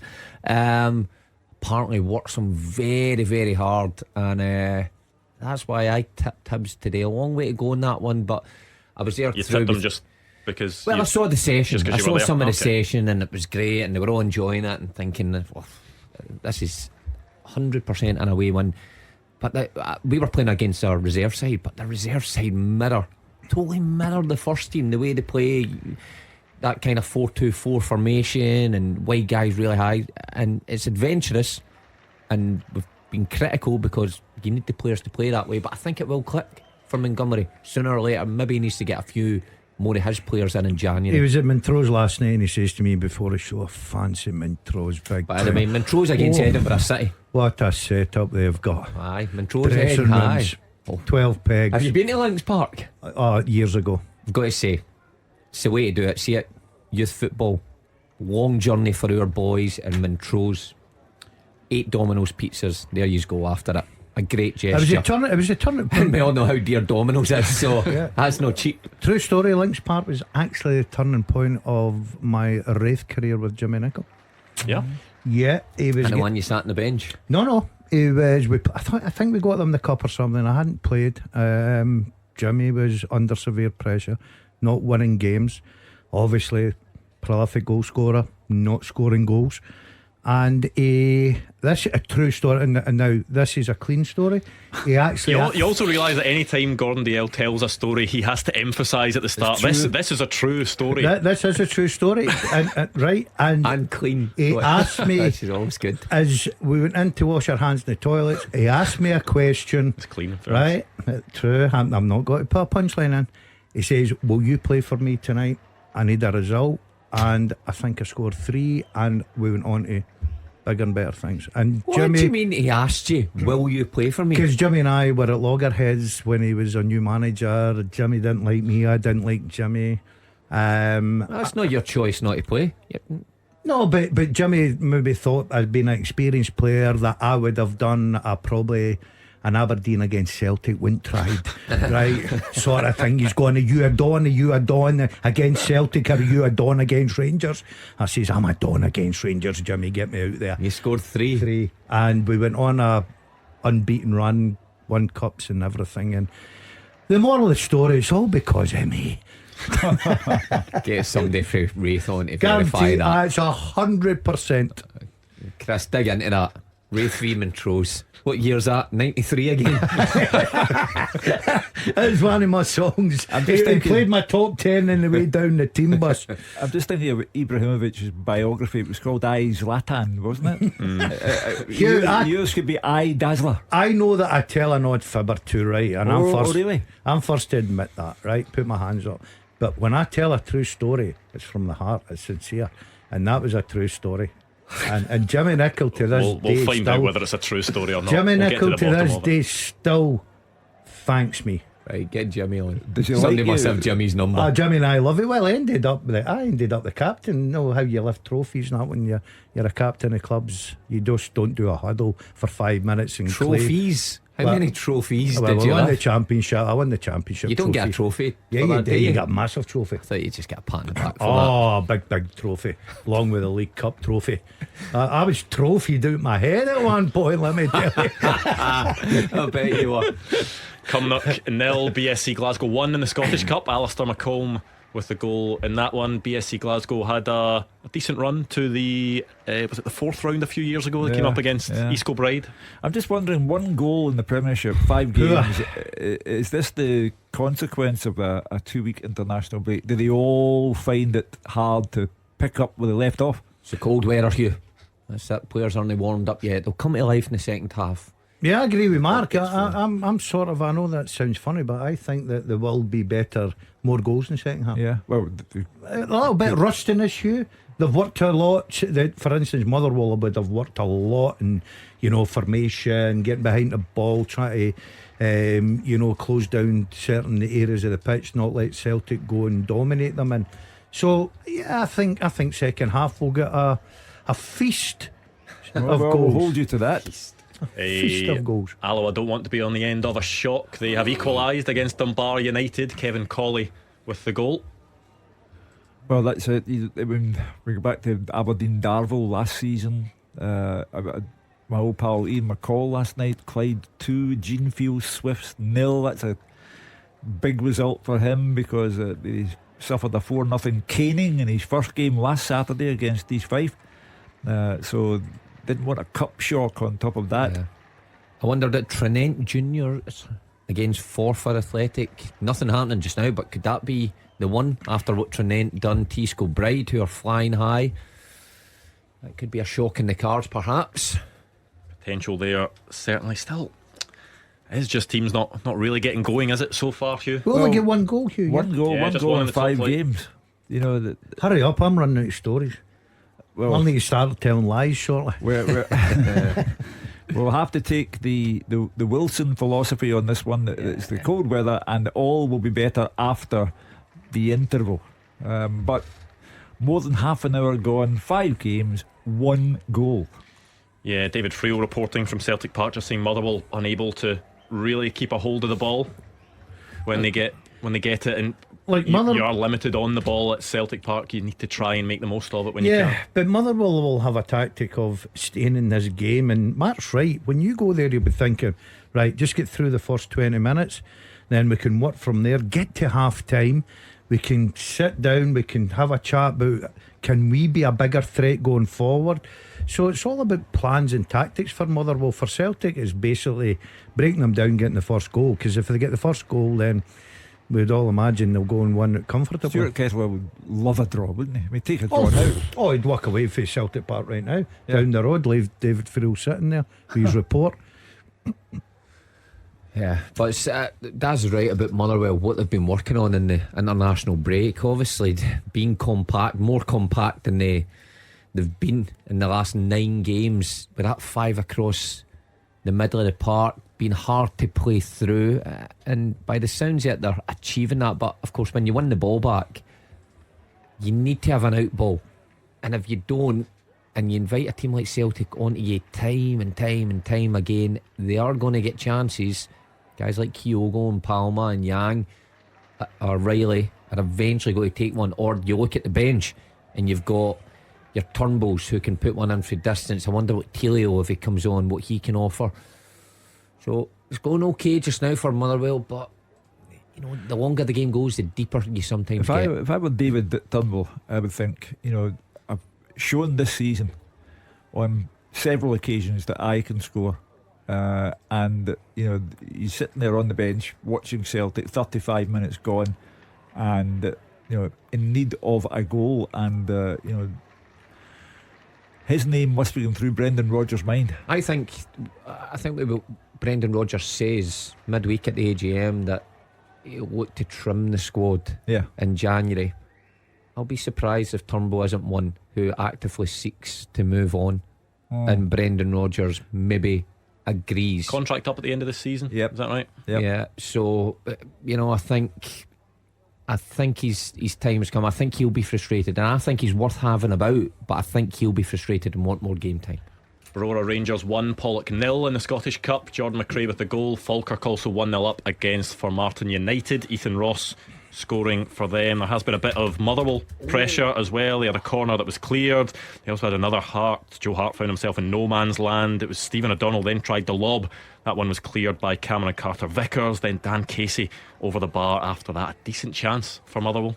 Well, I heard another caller in Super Scoreboard during the week talking about the need to get another goalkeeper in. He wasn't entirely happy with Joe Hart, and when you said that get caught in no man's land, that's one of his failings. He can get caught there. Spartans 1-0 up against Arbroath as well. James Cragen with the goal in that game. Did you see that Dick Campbell was awarded the British Empire Medal this week? Seriously? Yeah. What's it? 70 years old, got the British Empire Medal. I'm not entirely sure what that is, but yeah, what do you get that for? It's not football. No. What is it? Well, there's no point coming out with a story if you can't back it up. Well, he's got you there, Hugh. MBE, CBE, OBE. What have you got, BEM? What have you got? 6 grandkids. I thought they'd have given you Santa. BAM. That's what he is. You get that medal, the BAM one. BAM. So the British Empire Medal, did he? Yeah. Yep, Dick Campbell, BEM. Yeah. He's now known as. Yep. Great man. Man. Like Andrew, more info. What do you get it for? Let's have a look. Here's an article from Arbroath. We'd like to congratulate our manager Dick Campbell, who's been awarded the British Empire Medal in the King's Birthdays Honours List. Services meritorious civil or military service worthy of recognition by the Crown. What? Is he in the military? Well, it's news to me. But anyway, I'm just keeping you. He's not in the military. He's not in it now. I'm just keeping you up to date. You guys, I'd love to get letters after my name before you guys. We've got one of these in the Premiership. Goal flashes with M&D Green Pharmacy. You could tell it was getting quiet, the road we were going down there. Thankfully we have a goal to save us. St Mirren 1, Livingston 0. It could be a Mikel Mandron goal, maybe a Sean Kelly own goal as well. Sort of conflicting reports, but either way, St Mirren 1-0 up against Livingston. And the possibility now of Livy going 6 games in a row, having lost every one of them. St Mirren staying third in the league if it stays this way. But Livy just seem to be having that kind of season where, when you need a bit of luck, it's a known goal that puts you behind. But second half to come, see if they can get out of it. I think they're running out of lives, Hugh. Yeah, I really do. He's done a terrific job there. He's had to fight every season, loses his best players, have to bring in players in a small budget. I don't think they pay the greatest wages. But this season, there's a feeling about it that they're starting to run out of lives. When you lose 6 games on the bounce, it may not happen, but when you lose 6 games on the bounce, the red flag is showing. It's actually not that uncommon for Livingston though. See, if you go back through most of their seasons, they will have a run of 10, 11, 12 games where they barely win. Remember and that still manage. But it happens pretty much every season. See, if you go back and look, Livingston always have one period of the season where they can't buy a win and then end up staying up. Look, this season may be different, but it's certainly not the type of thing that David Martindale will be panicking about, I would have thought. Daz makes a good point there though about losing their best players and then not paying the best.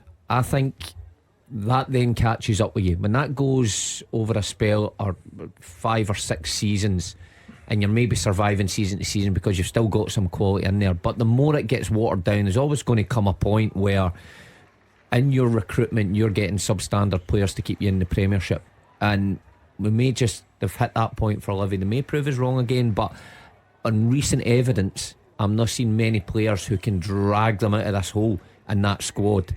And in January, are they going to go into the transfer window and spend a few quid to get more in to help them survive? I don't really think so. It might be free transfers or loans they get. They're not going to spend much money. Could be in trouble. Might be able to eventually sell Joel Newbley to fund some transfers. I mean, that just struck a desperation, trying to get one of your players out and drumming up as much interest as possible. But maybe that transfer would have paid for, services in other areas that David Martindale needed, but it didn't happen, so you leave yourself short over the pitch. So they're struggling. And when you're up against St Mirren, you're 1-0 down. St Mirren's home form, you'd only expect that to go one way. Joe Hart with a save from a Harry Payton shot as well. Motherwell certainly growing into this game. Yeah. I mean, they'll be concerned. Encouraged. Motherwell will be encouraged here. Yeah, there'll be concern inside Celtic Park. The Celtic supporters have seen this movie before. St Johnstone get a draw at Celtic Park at a time when they couldn't get a point anywhere else.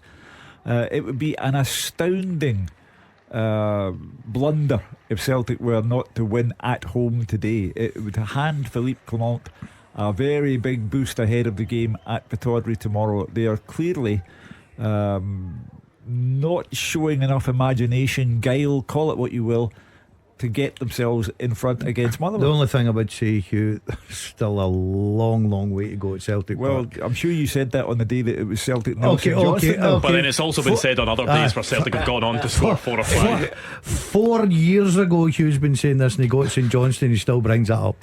Oh, I'm talking about this season. Okay, once this season. Jonah Ayunga close for a goal scoring return for him. That one coming off the bar. That would be some feeling for him, wouldn't it? Out since January, been able to get a goal in his return today. Not quite. Stephen O'Donnell has been booked as well at Celtic Park. Looks as if it may be for time wasting. Inevitably people will come on at 5 o'clock and say, "Oh, Motherwell, a disgrace, time wasting," and for time wasting. 40 minutes or something. Listen, time wasting to get to half time, Mark. That's it. I'd be doing the exact same myself. I mean, referees and officials are sort of more switched on to it these days, or they're told to be more alert. Not as much up here as down south. You see the injury time you get in the English Premier League, for example. But certainly it's something that referees take more notice of. And I'm quite sure that the game at Celtic Park will run to 97, 98 minutes. But Motherwell are bang up against it. No wins in 9, playing a team who beat Aberdeen 6-0 in the game before the international break. Of course they're going to waste time, as Gordon Dalziel said, that just to get them to half time. If they get to half time 0-0, but it's a waste of time, people coming on and complaining about it, because they've got nothing compared to what Celtic have at their disposal, and they're trying whatever they can to get over the line and get out of there with a point, or maybe all 3. Andrew, how long we got in the teaser? Not long to go at all. The podium is, we're just getting the podium together, so you still got a few. I think we're to go. We'll need to wrap it up soon. Yeah, I think we're a couple short. Will we give it a quick good mention? day for Partick Thistle, 2-0 up against Queen's Park. Aidan Fitzpatrick with the goal. Yes, good afternoon. Yeah, that. To build on that win last night. Oh, that was a convincing win last night. Yeah. What was that? 4-1. 4-1. Yeah. Big cup game. So yeah, all good. Quick reminder of the first half teaser. Yes. Since the beginning of the Scottish Premiership in 2013, 8 players have scored 40 league goals or more, and they're all still active in the Premiership. Who are they? Remember, 2013 is the date you're going back to. That's when the Scottish Premiership, the rebrand, took place. So there are some answers of players that had scored goals before them. The likes of Jamie Murphy I've seen mentioned. He's not one of them because of that stipulation, and obviously playing in the Championship now as well. Tony Watt as well, seen some shouts for him. Of course, he's also playing in the Championship, so he doesn't count either. How many of you two got? Well, I think we'll get 7. Blair Spittle with a free kick. That one goes over the bar, but it will be promising signs going into half time for some of the Motherwell fans. I tell you what, we are closing in on half time in quite a few games. I think we've already got one actually at the Global Energy Stadium. Ross County against Kilmarnock. Half time, Dave Galloway. Yeah, half time, Andrew. No goals to report. Ross County started very brightly and took control early on against Kilmarnock. Jan Danda whipped the ball right across the goal mouth in the opening seconds, but found no takers. James Brown's shot was cleared off the line after Danda's cutback, and Will Dennis saved well from Scott Allardyce's dinked effort. But Kilmarnock started to get more into the game, and they very nearly went in front. Danny Armstrong played a neat 1-2, and his deflected drive forced a brilliant reaction save from Ross Laidlaw. Jan Danda has looked the most impressive player on the park in the first half. He saw his shot turned round the post by Will Dennis after. That was another good save by the visiting keeper. The game had overall, though, become a bit more even, and the chances kind of dried up a little bit with both sides cancelling each other out. But then as half-time beckoned, County went close once again. Connor Randall made space for himself in the box. His shot looked net bound, but there were a couple of killy defenders on the line, managed to get their bodies in the way of it. It's been a decent first half. It just needs a goal, though. Half time, Ross County 0, Kilmarnock 0. Yeah, no more half times as of yet, so let's wrap this up, Hugh. The first half teaser with the scottishsun.co.uk/football for the best football news and opinion online.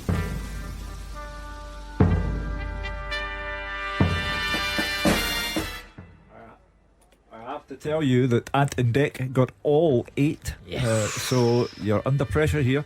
Since the beginning of the Scottish Premiership in 2013, 8 players have scored 40 league goals or more and are all still active in the Premiership. They are James Tavernier, Liam Boyce, James Forrest, Stevie May, Eamon Brophy, Kyogo Furuhashi, David Turnbull and Callum McGregor. Yes, and you two can have a joint spot on the podium because there is only 2 others that got it out there. In second place was Blue Nose 139, but in first place, quickest off the mark, was Scott Connie. So well done to you, Scott. But the half times are now rolling in. Let's go to Dens Park. Roger Hannah.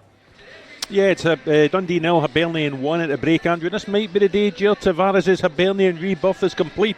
He has scored the only goal of the first half at the end of a week where he admitted to his frustrations under former manager Lee Johnson and thanked current manager Nick Montgomery for giving him a second chance with the club. He was a bright spark very early on. He reached the byline after just 13 minutes, cut the ball back for Josh Campbell, but he fired over the top. Dundee threatened at the other end a couple of minutes later. Amadou Bakayoko volleying over the top after Ricky Lamy had headed the ball over the top towards the Sierra Leone striker. But then Hibs took the lead in 16 minutes. A terrific team goal. Tavares breaking down the left away from Malaki Boateng. He fed the ball to Dylan Venter. He played it into Josh Campbell, who then reversed a pass back into the path of Tavares to shoot low past Trevor Carson for the opening goal. Dundee's response was good, and it became a contest between Luke McCowan and the Hibs goalkeeper David Marshall. Tavares giving the ball away in his own half. Bakayoko seized in it. He fed McCowan, and an angled shot brilliantly tipped round the post by the former Scotland goalkeeper after 22 minutes. From that corner, the ball broke to McCowan on the edge of the box, and again Marshall saving his 20-yard effort. And then in 26 minutes, a third save from Marshall to deny McCowan. This time the midfielder charging into the box, but he just got the ball stuck under his feet and couldn't get a proper connection. Marshall managing to extend the hand and push it away. Getting feisty just before the break, Lewis Miller booked for a late challenge on Owen Beck, and then Beck had his name taken as well for a foul on Josh Campbell. Plenty to play for. Tavares the star man at that break at the Scott Foam Stadium. Dundee 0, Hibs 1. It's also half time at Tynecastle. Michelle Evans. Yep, it is Hearts 0, St Johnstone 0. And I said before this game that this could be an interesting encounter, and I have to admit I lied. There's been plenty of effort, but no goals here. It was Hearts who held on the early pressure from kick-off, with Alex Lowry and Alex Cochrane both testing Dimitar Mitov's ability and goal within the first 2 minutes. The Bulgarian had little time to recover when more home pressure saw him dive athletically across his goalmouth to deny Alex Cochrane effort before he turned a Liam Boyce header round his left-hand post, and that was all within the first 7 minutes. St Johnstone were certainly showing plenty of fight as they tried to stem the flow. When they did manage to work their way up the park at the other end of the park in the 23rd minute, Luke Robinson had a go at close range, only for his effort to hit off a startled Zandra Clark. The Jumbo's goalie was taken by surprise again in the 27th minute when Matthew Smith broke up the park, unleashing a long-range shot that ended up in the side netting. After that, well, nothing else of note to report in what has been, dare I say, a very, very flat first half, apart from those few early sparks. I did hear Hugh mentioning in the half-time, the first half teaser rather, that Stephen May and Liam Boyce were both known for their goal scoring prowess since the rebranding of the league. I wish they would hurry up and get some goals here, because it is freezing and we all need something to heat us up. But at the moment, there's no goals. It's Hearts 0, St Johnstone 0.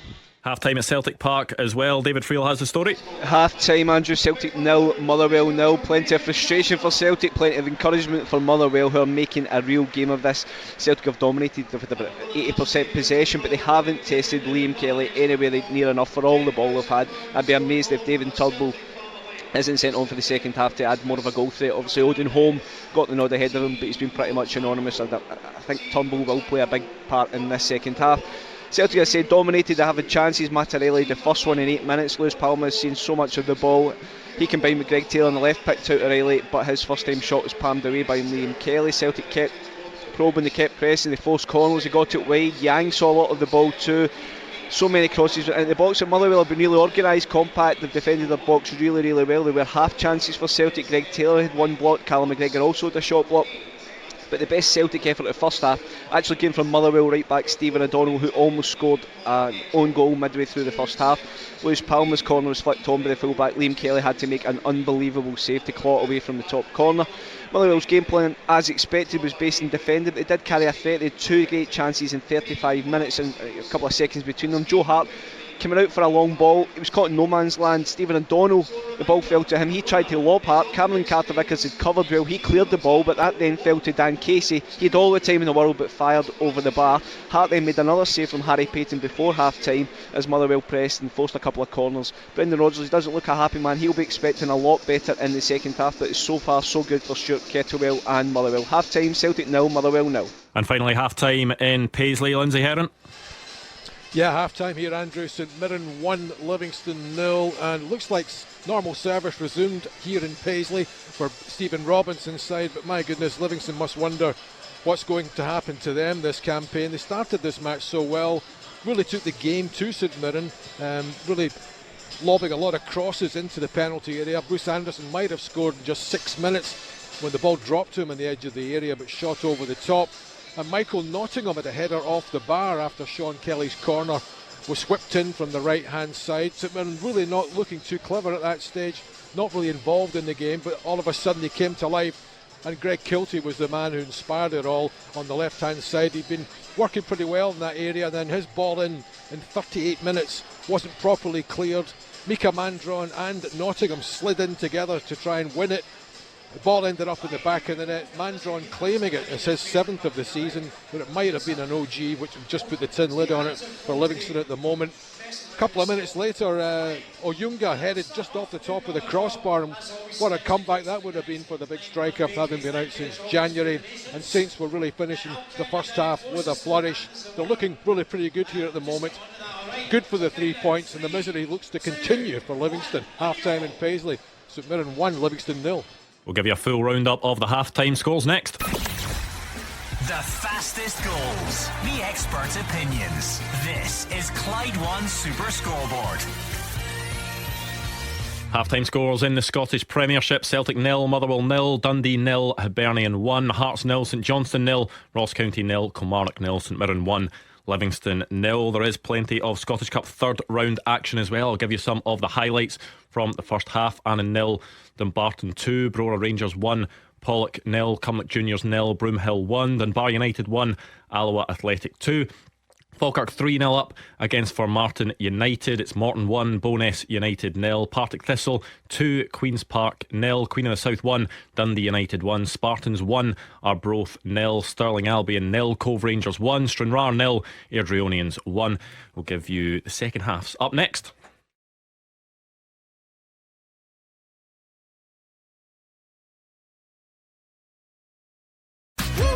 Well, this is new. Sky Mobile's Black Friday is here. Experience the amazing performance of the 13-inch MacBook Air, supercharged by the M1 chip, for just £19 a month. So you can pay for it monthly, just like you do your phone. Well, this is new. MacBook Air 13 inches, thin and light with up to 18 hours of battery life, so you can get all you need done on the go. But hurry, this deal ends 30th of November. Search Sky Mobile. £1 upfront fee required, minimum contract and further terms apply. Come in. Boss, news from Nationwide. What are they doing now? They've just confirmed they're keeping branches open. Ha ha, what nonsense! Who needs a branch? I don't. Yes, but... What I need is happy shareholders. I don't care about happy customers. Don't worry. Pretty sure Nationwide's customers won't be coming to us. Unlike the big banks, we're not closing our branches. Nationwide, a good way to bank. To view our branch promise, search nationwide.co.uk/our promise. The Clyde One Super Scoreboard Podcast with lookers.co.uk. With over 140 dealerships across the UK, it's the place to find new and used cars and vans.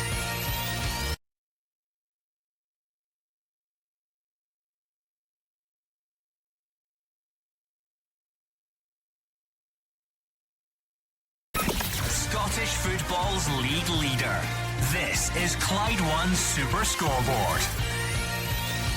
Second half's just getting underway in the Scottish Premiership and the Scottish Cup. Let's try and go back to Celtic Park. David Friel, 0-0 at half-time between Celtic and Motherwell. Is there any sign of changes at the break? Yeah, there is. O is about to come on, Andrew. I'm just waiting for the board to be held up to see who it is. I would be surprised if it's not Odin Thiago Holm.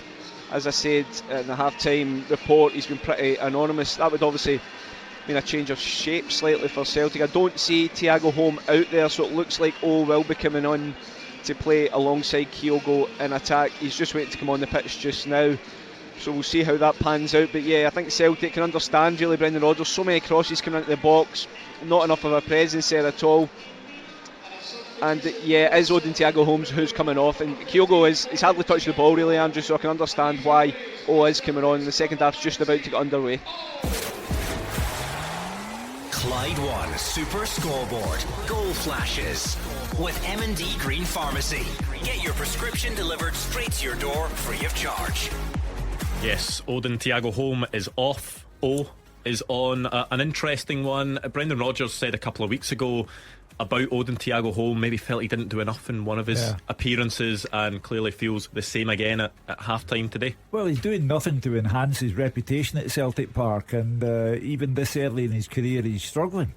Gordon Dalziel has always been the main spokesman for O, saying that he sees a lot in him, and to be fair to the young man, against Aberdeen he scored 2 very good goals, and is beginning to show much more than ever before. So O is on the rise, and Odin Thiago Holm will be on his way unless he starts to deliver more. Yeah, you'd expect it would be a change of shape, really. We've seen it before. Brendan Rodgers has done it with Kyogo. He's dropped him slightly deeper, and O plays as the number 9. Ange Postecoglou did it a few times off the bench as well. Yeah, Brendan Rodgers just using his experience as a manager. He's looked at that first half. No point having a chat, no point waiting to 60 minutes, the usual, substitutions. He's decided, change of shape, get a more attacking threat on there. They need goals, and I do think this lad has got something in his locker, and I would not be surprised if he puts the ball in the back of the net this afternoon. What is happening at Bucky Thistle? A second red card for them today. This one for foul and abusive language. They're down to 9 in their Scottish Cup tie. Yeah, Annan have also pulled one back against Dumbarton as well. It's 2-1. Kai Nugent with the goal. But before we get any second half goals in, let's do this, Hugh. The second half teaser with the scottishsun.co.uk/football for the best football news and opinion online.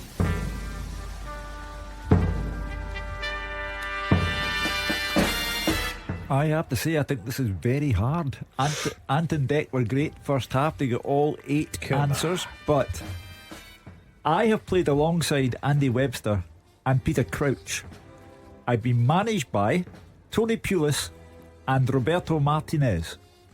I've played for 18 different clubs in my career, and I've also played at the World Cup, but I have no medals from my time in Scotland. So I've played alongside Andy Webster and Peter Crouch. I've been managed by Tony Pulis and Roberto Martinez. I've played for 18 different clubs in my career, and I've also been to the World Cup, but I have no medals from my time in Scotland. Go on then. Who am I? Could be a tough one. Remember, at Clyde SSB, you'll see that written down. I know it's a lot of information, so it is easier to digest maybe if you want to go and look at Clyde SSB, and of course that is where you tweet us the answer. The quickest gets on the podium. Any? Well, Daz, he's a specialist. You're the man at for the this. Who Am I's, He's aren't just you? forming the jigsaw. Yeah, get the jigsaw, get the outside, that's the word I'm looking for. The outside. Get them, and then everything falls into Is place. this the task where you apply the most logic in your life, do you think? Yeah, always start from the outside and work in. I've got to say that is a very difficult one. I'm trying to put this together here. Yeah, I'm sure those on Twitter will manage to get it. They You always think so? do. They always do. You got any thoughts yourself there, Mark? Oh, Queen of the South 2, Dundee United 1. Lee Connolly with the goal. Marvin Bartley's Manager turned it of the around. month. Told you this is the turning of the corner for him if he gets that result, because Dundee United, top of the Championship, looking to be in the Premiership next season. Under Jim Goodwin, they have been terrific this season, scoring goals all over the place. But for Marvin Bartley, what a scalp this would be to take in the Cup.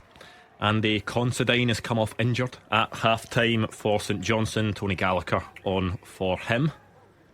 Funny, we were talking in the newsroom before we came in here to start the programme, and Mark Wilson, Gordon and I talking about the possibility of Kyogo and O playing together up front, and this is it for the first time, guys. Well, it will be interesting to see. I think Daz was right, or was it Andrew that said Kyogo may come a bit deeper, but look, I feel for him because there is a lack of game time there, and often when we see him, it's at the tail end of games where, you know, Celtic have more often not got the game won and they're not creating as many chances. However, today's different. Was it St Mirren? He grabs the goal in the 83rd minute, wasn't it? And that was a real, you know, game changer for him. Unlucky at Ross County, and he has got something to offer, but listen, I don't know if Brendan Rodgers will rely on him at the second part of the season. I wonder if he'll trim the squad, and I don't mean by this, but he'll trim the squad to get another front man in to take some of the burden off Kyogo's shoulders. How does that affect Kyogo's game? Because David Friel says he has dropped into that number 10 role. Does that limit him in any sort of way? How does it change his approach? Because he's used to being on the sort of last man. His movement in the 6-yard box is, you know, what makes him really special at I think he can times. still do that. I think he's got plenty of energy when the ball does go past him, that he will still make the 6-yard box. His link-up play is good. He's got an eye for that wee pass round the corner, so I don't think he'll mind that at all. It's whether Celtic can create enough chances, put enough balls into the box to give an opportunity to get on the end of it. And Hugh's right, did very well when he surfaced against Aberdeen. He just needs a couple of chances to fall him. There's a Palmer cross that's aimed at Yang, but he can't connect with that one. It was that combination that worked against Aberdeen, wasn't it? Palmer's cross to the back post and Yang headed in, but didn't work that time. This game is everything the Aberdeen game was not. You know, Celtic started lively, got early goals, and Aberdeen were just swamped. Celtic, David Friel said at half time, they haven't created enough chances. Now they've taken home off and put O on, and Kyogo remains on the park, so clock is ticking. It would be, I repeat, it would be an astounding blunder by Celtic if they failed to take all 3 points at home today and really hand Rangers a psychological boost tomorrow. Yeah, plenty of time to go in that one and all of the rest of the games. There was a good move by St Mirren. Taylor wide to Mandron. It was a good ball in from Mandron. Richard Taylor continued his run into the box, but it was over the bar. A centre half's effort is how Lindsay Herons described it. Centre half's effort. What was a centre half's effort? Well, it's just like you know, like a striker's tackle. It's like a centre half's effort on goal is the type of shot you would expect a centre back to make. Yeah. So lack of ability from the centre half. It's amazing, actually. That's what Lindsay's trying to get out there. Times you see a centre half and they're 40 yards out, and you can see it happening 10 seconds before they shoot, and you wonder what goes through their head. I'm going to put this in the top corner for 40 yards. Well, they'll get one every what? Don't know how many. I mean, it really doesn't happen. Play centre half for a reason. Scott McKenna had one, didn't he? Was it Aberdeen against Kilmarnock? One from about 40 yards that he stuck in the top corner. Yeah. Kieran Tierney against Kilmarnock as well when he played centre back, but slightly different. Yeah, he's got ability. Most centre backs haven't they? Yang to Kyogo, the tightest of tight angles, hits the side netting. There's been a clash of heads as well at Celtic Park after that. Scales and Beirut both getting treatment at the moment. I've got to say, I think in the Motherwell camp you'll be extremely happy, because I think everybody was thinking this could be an Aberdeen, as Hugh calls it. It could have been anything this afternoon. They've looked well disciplined. They're working very, very hard, and frustrating. Is that the word we're looking for, Hugh, this afternoon? Well, frustrating for Celtic, or for the pundits out there, freezing. I don't think you get away with frustrating. You know, Motherwell are doing what any team in their position would do. It's up to you. You're at Celtic Park. Your last game was a 6-0 win there. You've got a squad that dwarves the Motherwell squad. If you drop anything, it's your fault. I mean, you've got to give Motherwell credit as well with the organisation and the way they've gone about their business so far. They've also been creating chances as well. There are some teams that just sit in and don't have that at the other end, but they have had a few chances. Yeah. That's why I say if anyone comes on at 5 o'clock and Celtic have dropped any points today, don't come on and talk about Motherwell. Oh my goodness. Oh, he's got it. The Dazzler once again, the Who Am I? Oh yes, Gordon DL has it. I'll tell you what, I've got to thank Mark Wilson, because I looked at Mark Wilson's guess. Why? It's nothing. Right, hold on, I need to expose this, right, because that's an unbelievable shout, because that's difficult. We were just having a discussion during the break, and he asked me if Darna Day played for Celtic.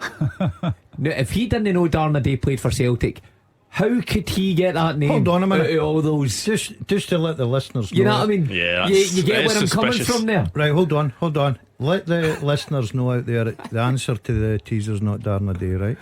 No. But you get what I'm saying. If you see my work here and my, the teams I can actually probably say played there.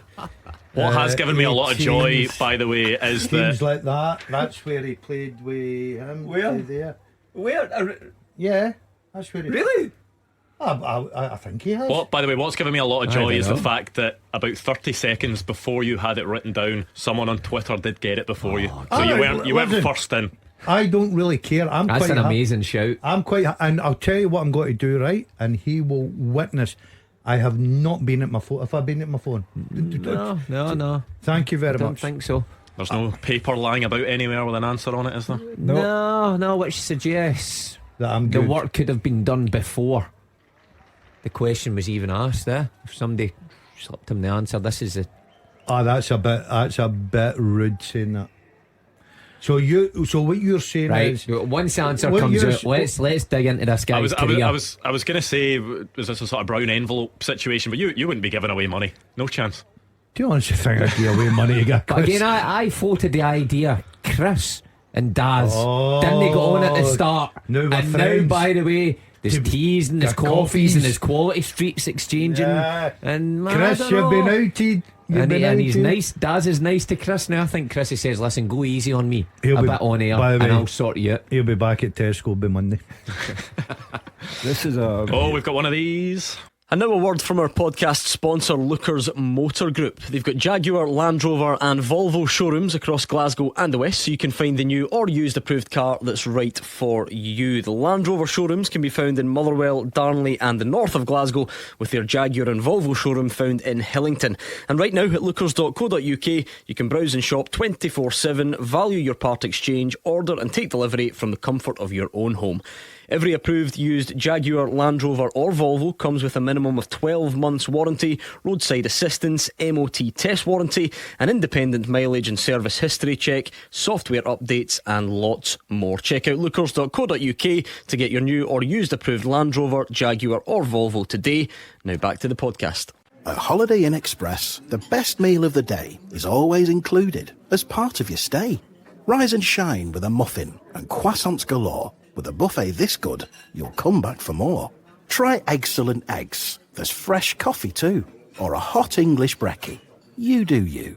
Holiday Inn Express. Comfy bed, banging breakfast. Always included. Travel like you mean it with IHG Hotels and Resorts. 17 hotel brands, 6,000 global destinations and IHG One Rewards loyalty programme. Make me a winner. Make me a winner. Your chance to win life-changing amounts of cash every weekday until Christmas. Enter at winhappy.me/win-cash. It'll just be home improvement, a lovely Christmas. I've got 2 boys. It's quite life-changing for us, really. Terms and conditions apply. UK residents over 18 only. Competition ends 22nd of December 2023. Oh my God, thank you so much. Enter for your chance to win life-changing cash every weekday at winhappy.me/win-cash.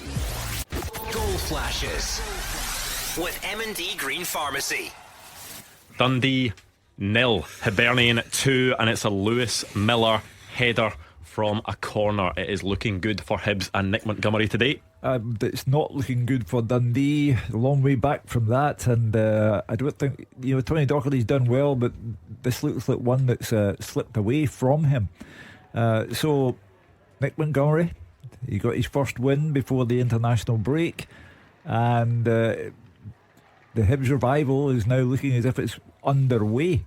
What's not looking as if it's underway is the game at Celtic Park, because the clash of heads. It's a real blow for Celtic if Liam Scales is forced to go off. No, he's alright, he will play on, but there was a 5-minute stoppage in that game. I think both players, Mika Beirut as well, so the two of them able to play on, but a 5-minute stoppage, so there will be quite a bit of added time at the end of that game. Well, Celtic, it sounds as if they're going to need it, because there's nothing happening for them, and Motherwell are really dug in, and they are looking good at the moment to take something out of this game. Queen of the South 2, Dundee United 2. Kai Fotheringham at it again. He's equalised after Queen of the South came from a goal down to go 2-1 up. I was going to say, Scottish Cup not a friend of Jim Goodwin's, earlier in the year, going out to Darvo in the same calendar year. He cannot afford to go out with a different side to a team from the league below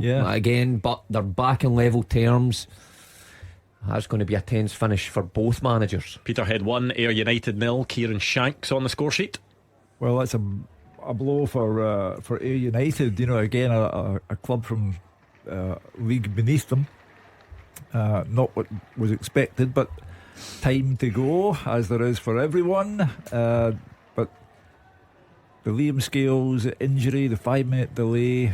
We're going to a late finish. 5-minute delay, we speak about head knocks a lot, and if players are down for 5 minutes getting treatment, both head knocks and maybe a stitch or two in there, is there any other industry that you just expect them to go back on and play? I suppose it just depends what kind of injury it is, because it doesn't look as if there was any concussion or anything. It's more to do with seemingly these injuries are just cuts that need to be patched up. So sometimes you can get a cut that maybe bleeds quite a bit but isn't painful, hasn't sort of rocked you. You just get caught the wrong way and end up continuing. But all the relevant checks need to be done, of course. Yeah, of course. Celtic have to be careful with them, because, as I say, Tuesday in Rome, Lazio, Laga Bielka appears to have disappeared from view altogether. Doesn't even make the bench. A £3 million signing who's just vanished. Was playing in Cammy Kerr's testimonial over the international break. Went from scoring for Sweden in the last international break to, I think, playing in I think Rab Douglas was on the bench for Celtic in that testimonial. Nawrocki played in August and hasn't been seen since, and we're nearly into December. So centre half would have been Nat Phillips is there, but he's there on loan and has not really impressed. So Celtic actually need Liam Scales for Tuesday night.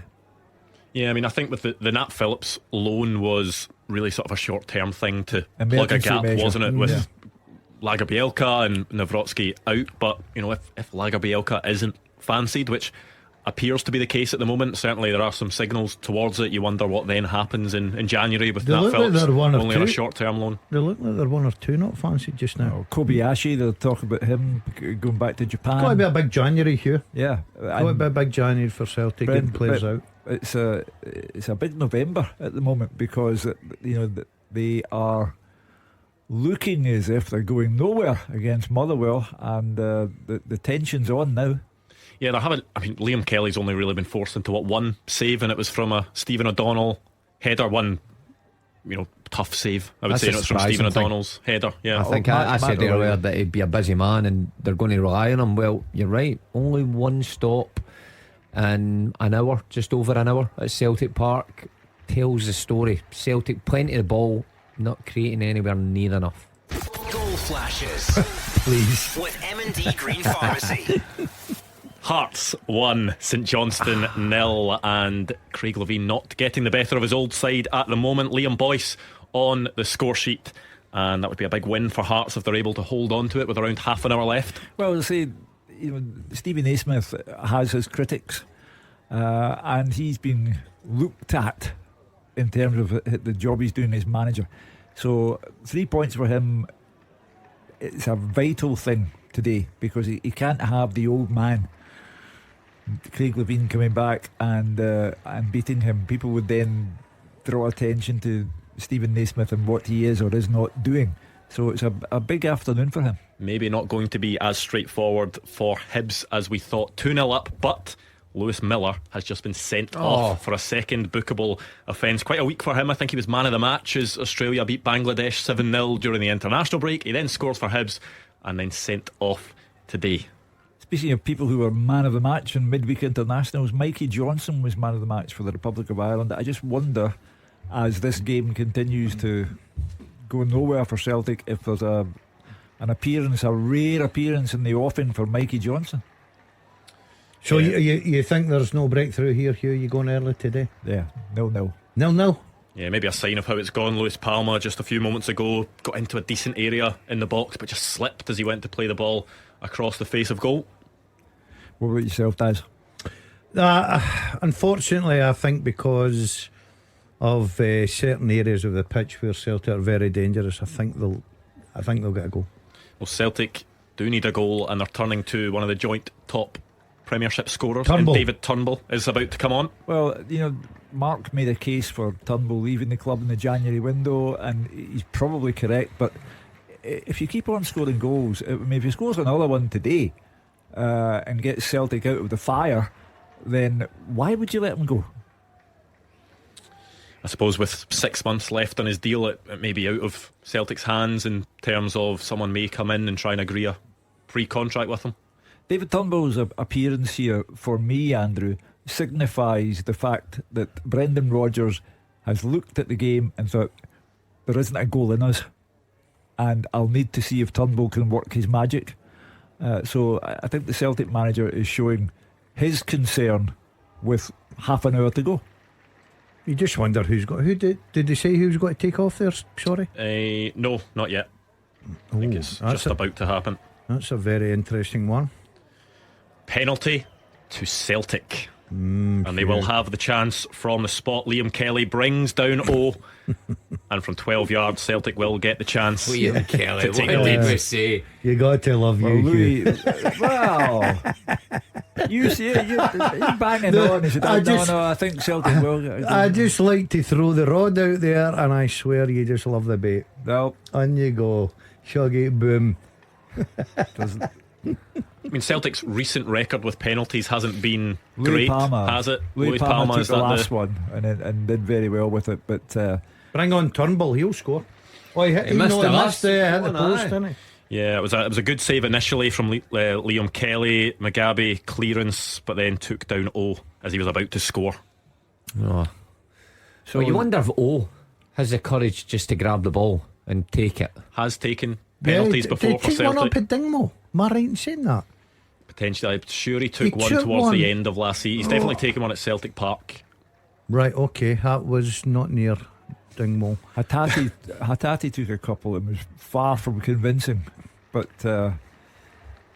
I think Louis Palmer, since he scored the last one, will take this Louis one. Palmer to take. Of course, it will be checked, but David Friel seems pretty certain that it will be a penalty. This could be the difference with the phone in tonight with Liam Kelly. If he saves it, yeah. If he doesn't, the penalty has definitely been awarded after a VAR check, so it will be Louis Palmer to step up and take. How do you fancy his chances? Go 50-50. Yeah, go 50. Okay, 50-50. Was it? What? These two are speaking in the same language. It's not great. It's not great for radio, by the way. He's getting fed in. This is the You nearly equivalent. poked my eyes out there. This is the equivalent of doing And the carb penalty has been saved. There you are. Liam Kelly, redemption for Liam Kelly, because he was the one that, actually I think it was maybe Mugabe was the one that gave away the penalty and not Liam Kelly. It was Mugabe sliding in on Well, Dazzler, how is my 0-0 looking now, Dazzler? Yes, Hugh, yes. You're entitled to that. That for me is symbolic. That tells you, for me, if you're given a penalty and you miss it, that tells me this is one of those days for you. And this is a Celtic St Johnstone all over again. This is a replay. This finishes 0-0. Well, still plenty of time to go, Hugh. You said that on the day that Celtic drew with St Johnstone 0-0 as well. Yeah. Well, Brendan Rodgers is now going to make the changes. David Turnbull coming on, Mikey Johnson coming on as well. Interesting. Told you. Off come Louis Palmer and Kyogo. Well, Kyogo has clearly done Interesting nothing. on that. We haven't heard mention of his name in connection with anything.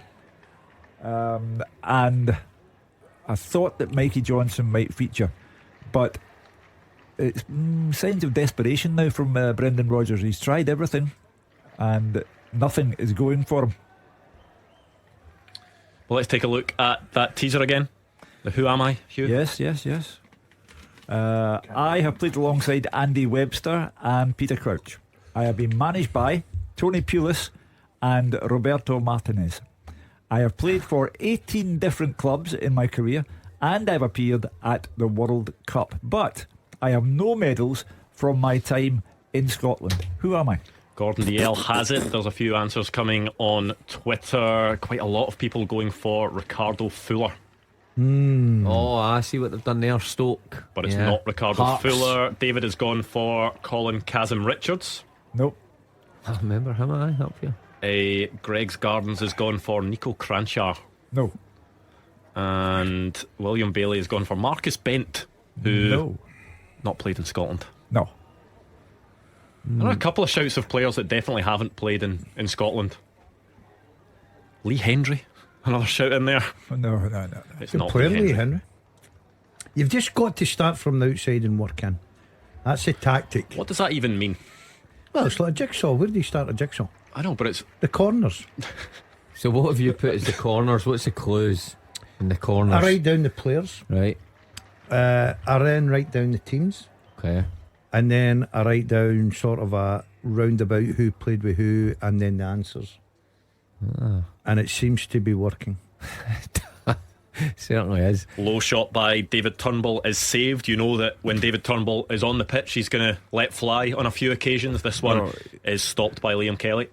David Turnbull is now the man who stands between Motherwell, his old team, and Celtic getting something out of this game today, because Brendan Rodgers has tried everything. Kyogo has gone from the fray. Palmer has missed a penalty and he's gone from the fray as well. O is not having a memorable introduction to the match. It's slipping away, and that's why he's turned to David Turnbull, because he's the only one that can save Celtic. But this is got to be part of his backup plan why Turnbull doesn't start the game. You've got to think that Brendan Rodgers might have had an idea that Motherwell would sit deep and make it difficult, and when it gets to a certain stage where you're not creating much because there's that many bodies, you would bring the guy off the bench who can score from distance. I get the argument, and I would argue Turnbull should have started, but it's not a bad option to to turn to when the Motherwell midfield and backline is retreating into their own box time and time again. So space is going to open up at the edge. It sounds like attack against defence. Obviously David Farrell's given us information, but can Motherwell, can they sit that deep and hold on for that long? Well, I've done it so far. There's 70 minutes in now. But because you're working so hard, you're concentrating so hard, sometimes you just get that little bit, you know, you switch off, you get a bit tired. They got a penalty kick, they've rode their luck with that. Listen, what a result. This could be a brilliant result for Motherwell, but I still think that there's a lot of work to be done yet. David Turnbull, you think he'll be wondering what he can do to get a start under Brendan Rodgers at the moment, because joint top goal scorer in the league, and in a game like this where Celtic need a goal, he is, you know, one of the players that Brendan Rodgers is turning to. He'll have watched that first half performance of Odin Thiago home. David Friel telling us he wasn't really involved at all, of course, in the game. I mean, it's only natural. And look, I did it plenty at Celtic. I sat on the bench and I'm thinking, the guys aren't playing that well in front of me. What do I have to do? And it's just a manager's preference. They obviously seen something in the others that they didn't see in me. But Turnbull's a different argument, because he's contributed a lot this season.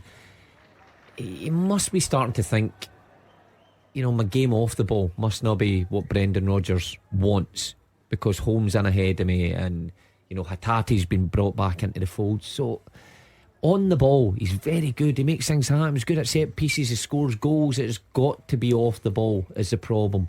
And Brendan Rodgers has an idea in his head what he wants his midfielders to look like out of possession. Maybe Turnbull just doesn't fit that. No goals so far for Ross County, and Derek Adams' first game back in charge. His old team that he left 4-0 down to Wrexham. Morecambe. Not a good afternoon for them after losing their manager. You've got to ask the question, Morecambe or Dingwall?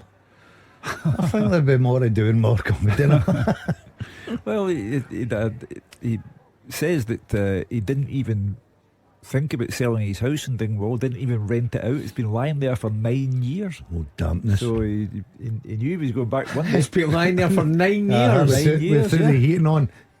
Well, I dare say he's gone back up, or his dad George. I was going to say, I hope someone was looking after it for those 9 years. Know. I'll be one of them when he arrives. Somebody would have written on his windows, watch me. Watch me. He's not accidentally left a bowl of fruit lying out in the kitchen. Oh, we've all done that, haven't we? Yeah, when we go on holiday and we come back, it's not nice. I've actually got a friend who obviously COVID hit and everyone was working from home remotely, that had left a banana in their desk drawer at work, and they weren't allowed to go into the office for months. Oh no. It was almost like a hazmat suit operation to try and get rid of it in the end. Burning that desk. Aye, set it on fire. Bonfire wood. So what we got? We've got whereas I was going to say late drama. There is still around 20 minutes to go. There's probably going to be close to maybe half an hour to go in the Celtic game, because and that noise you're hearing in the background, is that the Andrew, sweets again? Is a 9th quality street for this guy. You've been keeping count. What do you think this game will end up now? It does. Going to give us some insight? Are you able to? Yeah, I think I'll go right to the wire. What flavour's that you got there? I don't know which now. What colour was it? A blue one. A blue coconut. Okay. He's went to coconut. See, this just amazes me, because I don't like chocolate, so I don't. That amazes me beyond anything. That you don't like chocolate. No, we've had this discussion before. So, I mean, even when you were a kid, that's what made me not like it. Why did you just eat too much of it? Probably. And then what? One day woke up and thought, I don't like chocolate. That's it. When was the last time you ate chocolate? I wouldn't begin to know. See, chocolate's changed a lot after the 1950s. It's certainly not ham to do you not think wine. that if you do you not ever have any intrigue about that? You know, you might actually like it. You've just not tried it in ages. No, I just look at people all around me in that newsroom. I've never seen so much chocolate in my life. If they banned chocolate, this radio station would have to close down. I tell you what, Michelle Evans is telling us that she doesn't like chocolate either. Yeah. You've got someone on your side. Yeah. A female that doesn't like chocolate. Cassie loves chocolate, didn't you? Listen every morning talking How about. do you know that information? Because I listen to Cassie and Bowie in the morning. I'm a big Clyde fan. That's the first two people I've ever heard don't like chocolate. Well, Michelle, see, a lady of some What do you eat at sophistication. Easter? What do you eat at Easter? Digestive. So you eat Easter's eggs. Digestive, sorry. You like a wee digestive, yeah. You're a wee rich dipper. tea. Never without a McVitie's digestive. You must dip, surely. Oh yeah, first thing in the morning. Yeah. You have a biscuit in first thing in the morning. Here's a dip first thing in the morning. Let's hope. That's McVitie's. We need a goal. Is anyone out there? How's my 0-0 looking? It's looking no bad, Hugh, but there's still a bit to go. Yeah, Celtic still do have a couple of rolls of the dice, I suppose, to go, but it just depends what options they've got really on the bench, because they've turned to they've turned to David Turnbull, they've turned to Mikey Johnson as well. Will it be time for Marco Tilio to come on and try and make his impact? It's been a pretty bizarre episode so far. Yes, he came in with that injury, but hasn't really been anywhere to be seen apart from that. The game so far could be described as a bizarre episode. You know, you have to now get over the fact that it's the first one back after an international break, etc, etc, etc. Brendan Rodgers has tried everything and was even given the early Christmas gift of a penalty, and you know, it's your fault if you drop points at home. It's entirely your fault. Yeah, I'll tell you, it's good news if Rangers can go to Pittodrie and get a result tomorrow. Yeah. This stays the same, but I've still got a sneaky, I've seen this picture before, I've still got a sneaky Celtic will carve a chance up and probably put it in the back of it. We did talk about Scottish Cup shocks. This isn't as huge as some of the other ones could be, but Hamilton 0, Kelty Hearts 2, Lewis Moore doubling their lead. I think that'd be a good win for them. I think that is a shock. Yeah, you know, because the Ackies have been going really well in the Championship, and you know, they're at home, they have every advantage, and that's a shock. And your side Brighton were 1-0 down, Hugh, then 3-1 up, but Lewis Dunk's just been sent off. Yeah, a tough end to the game. Yeah, but I think that lead is substantial. So what are we? We have probably around 15 minutes to go in most of the games. Motherwell making their change. Mika Beirith has been prolific in the few minutes that he's played for Motherwell in his time there. He's coming off, and it's going to be John Obika that comes on, a different prospect for the Celtic defence to deal with. Well, it doesn't sound like he's so much of the ball this afternoon, but he looked a bright talent. Look, it's going to be one-way traffic, you've got to think, for the remaining minutes of this game. You just wonder if Celtic can create more. It doesn't sound likely. Have they used all their subs? No, they've only made 3, I think, haven't they? They've brought on they've brought on Mikey Johnson, and they've brought on David Turnbull. Right, so Tilio, is James Forrest on the bench? I don't believe so. No James Forrest on the bench. Well, you've run out of. So you're left with, I mean, Scott Bain, Alistair Johnson, Nat Phillips, Bernabe, Paulo Bernardo, Marco Tilio. So the obvious one, I say the obvious one, but the most attacking out of them is Marco Tilio, certainly. But there's another one in that midfield area. I forgot about Bernardo. Paulo Bernardo starts up at Dingwall, starts away at Atletico as well. Nowhere to be seen this afternoon. But there's a reason for that. Yeah, I agree with you. He doesn't contribute anything. Yeah. You're not a fan, Mark? I've just not seen enough. Has that been a bit of a cycle though, of that area with Real Hattati out, that Paulo Bernardo's played a couple of games, I mean, worked hard at home against Atletico Madrid. When Hattati came off, earned himself a start the next week, maybe didn't do as much as Brendan Rodgers would have wanted. Odin Thiago Holmes had a couple of opportunities, maybe not done as much as Brendan Rodgers would have wanted. You've then got David Turnbull. Well, that's why is that why it makes Turnbull the standout? Because we've seen all 3 and there's not sure muchness between them, but Turnbull adds goals, so you've got to take the glaring obvious thing that puts him ahead of the other 2. They're all nice in the ball and they can move it, but they very rarely grab the game by the scruff of the neck like a Hattati can. So what can they bring? And David Turnbull obviously gives you goals. The other 2 not quite as much. I'll tell you what, Nottingham Forest goal now, Hugh. It's now Brighton 3, Nottingham Forest 2, Brighton down to 10 men as well. Yeah. Seagulls will soar.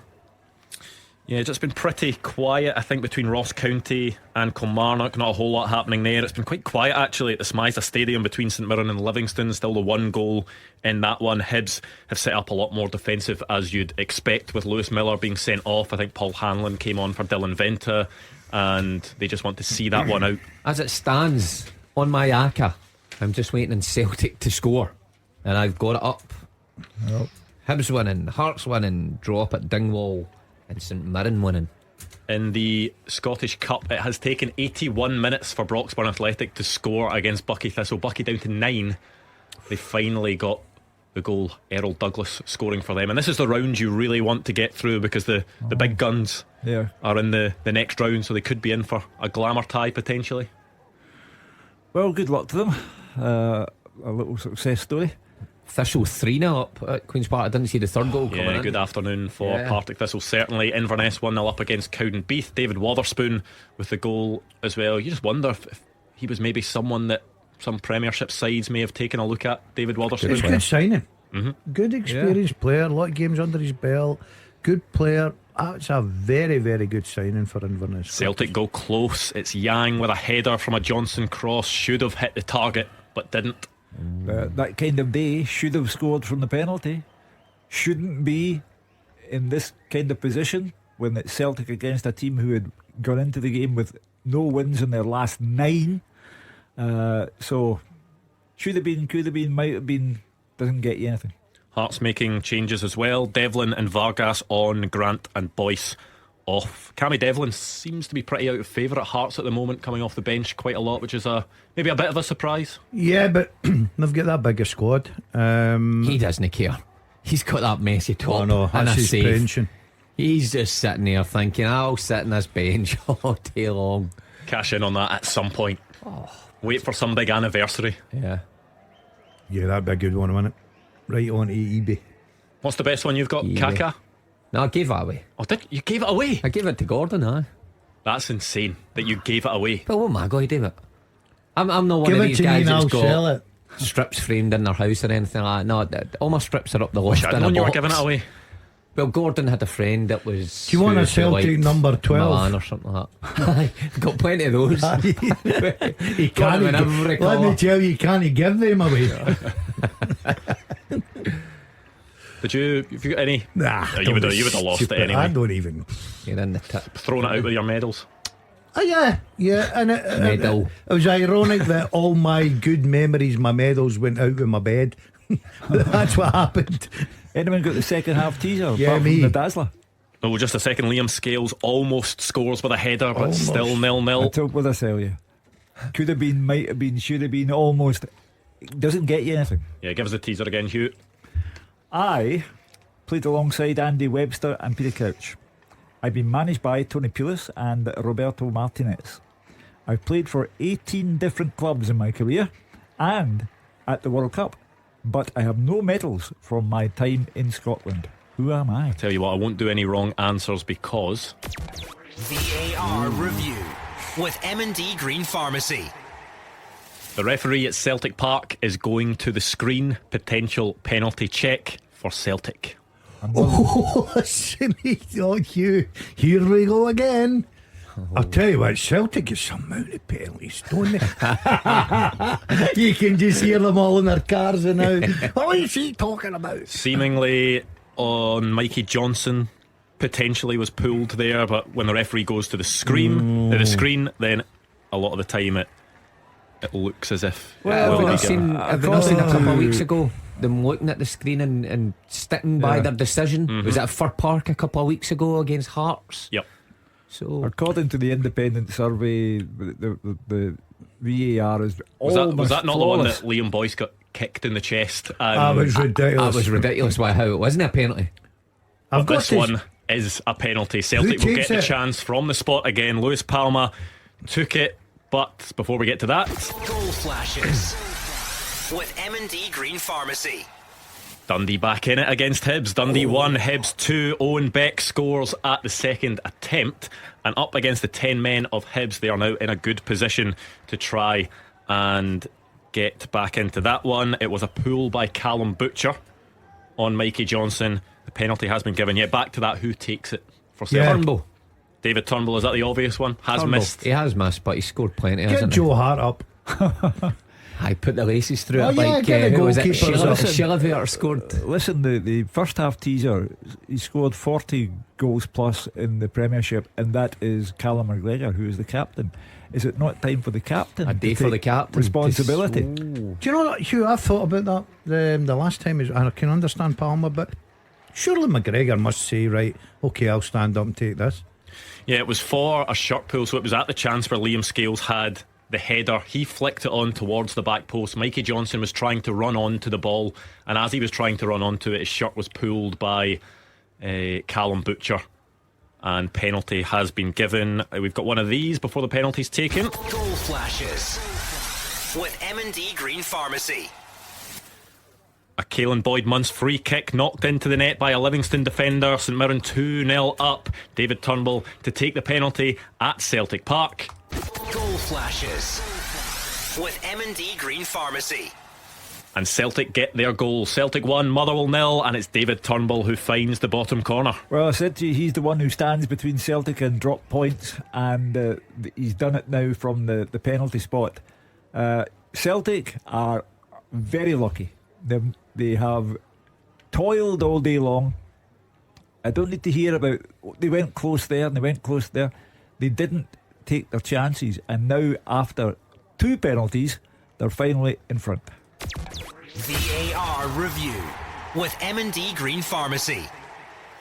St Mirren's second goal will not stand. It has been disallowed following a check, so it remains 1-0 to St Mirren against Livingston, heading into the final 5 minutes or so in that game. It's either a lifeline for Livy, or it's just a blip on the road to 3 points for St Mirren. Only Davy Martindale's side can tell.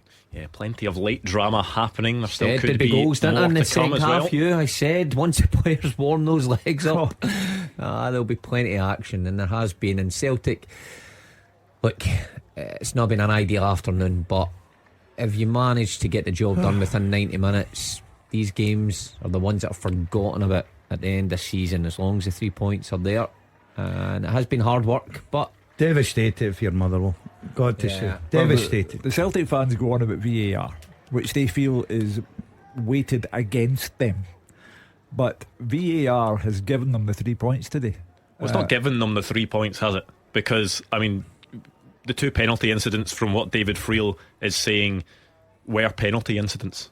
So it's sort of suggesting that VAR has given them it is saying that something else is at play. Essentially, they've been surely awarded 2 penalties that should have been penalties. The referee has missed what he should have done. He's fallen down on his responsibility, but VAR has averted a mistake. That's what I mean by VAR coming to Celtic's rescue.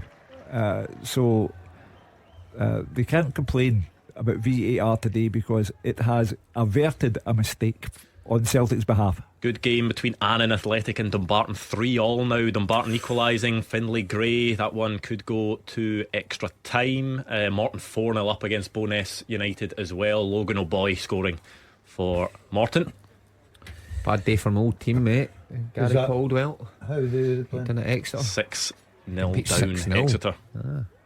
With Morton, his defensive tactics. We've been there before. Yeah, you could join the 7 club. Come on, Gary.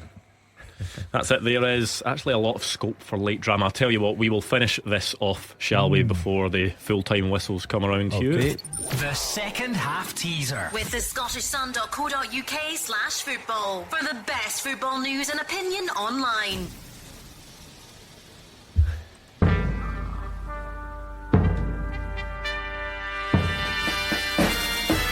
I have played alongside Andy Webster and Peter Crouch. I have been managed by Tony Pulis and Roberto Martinez.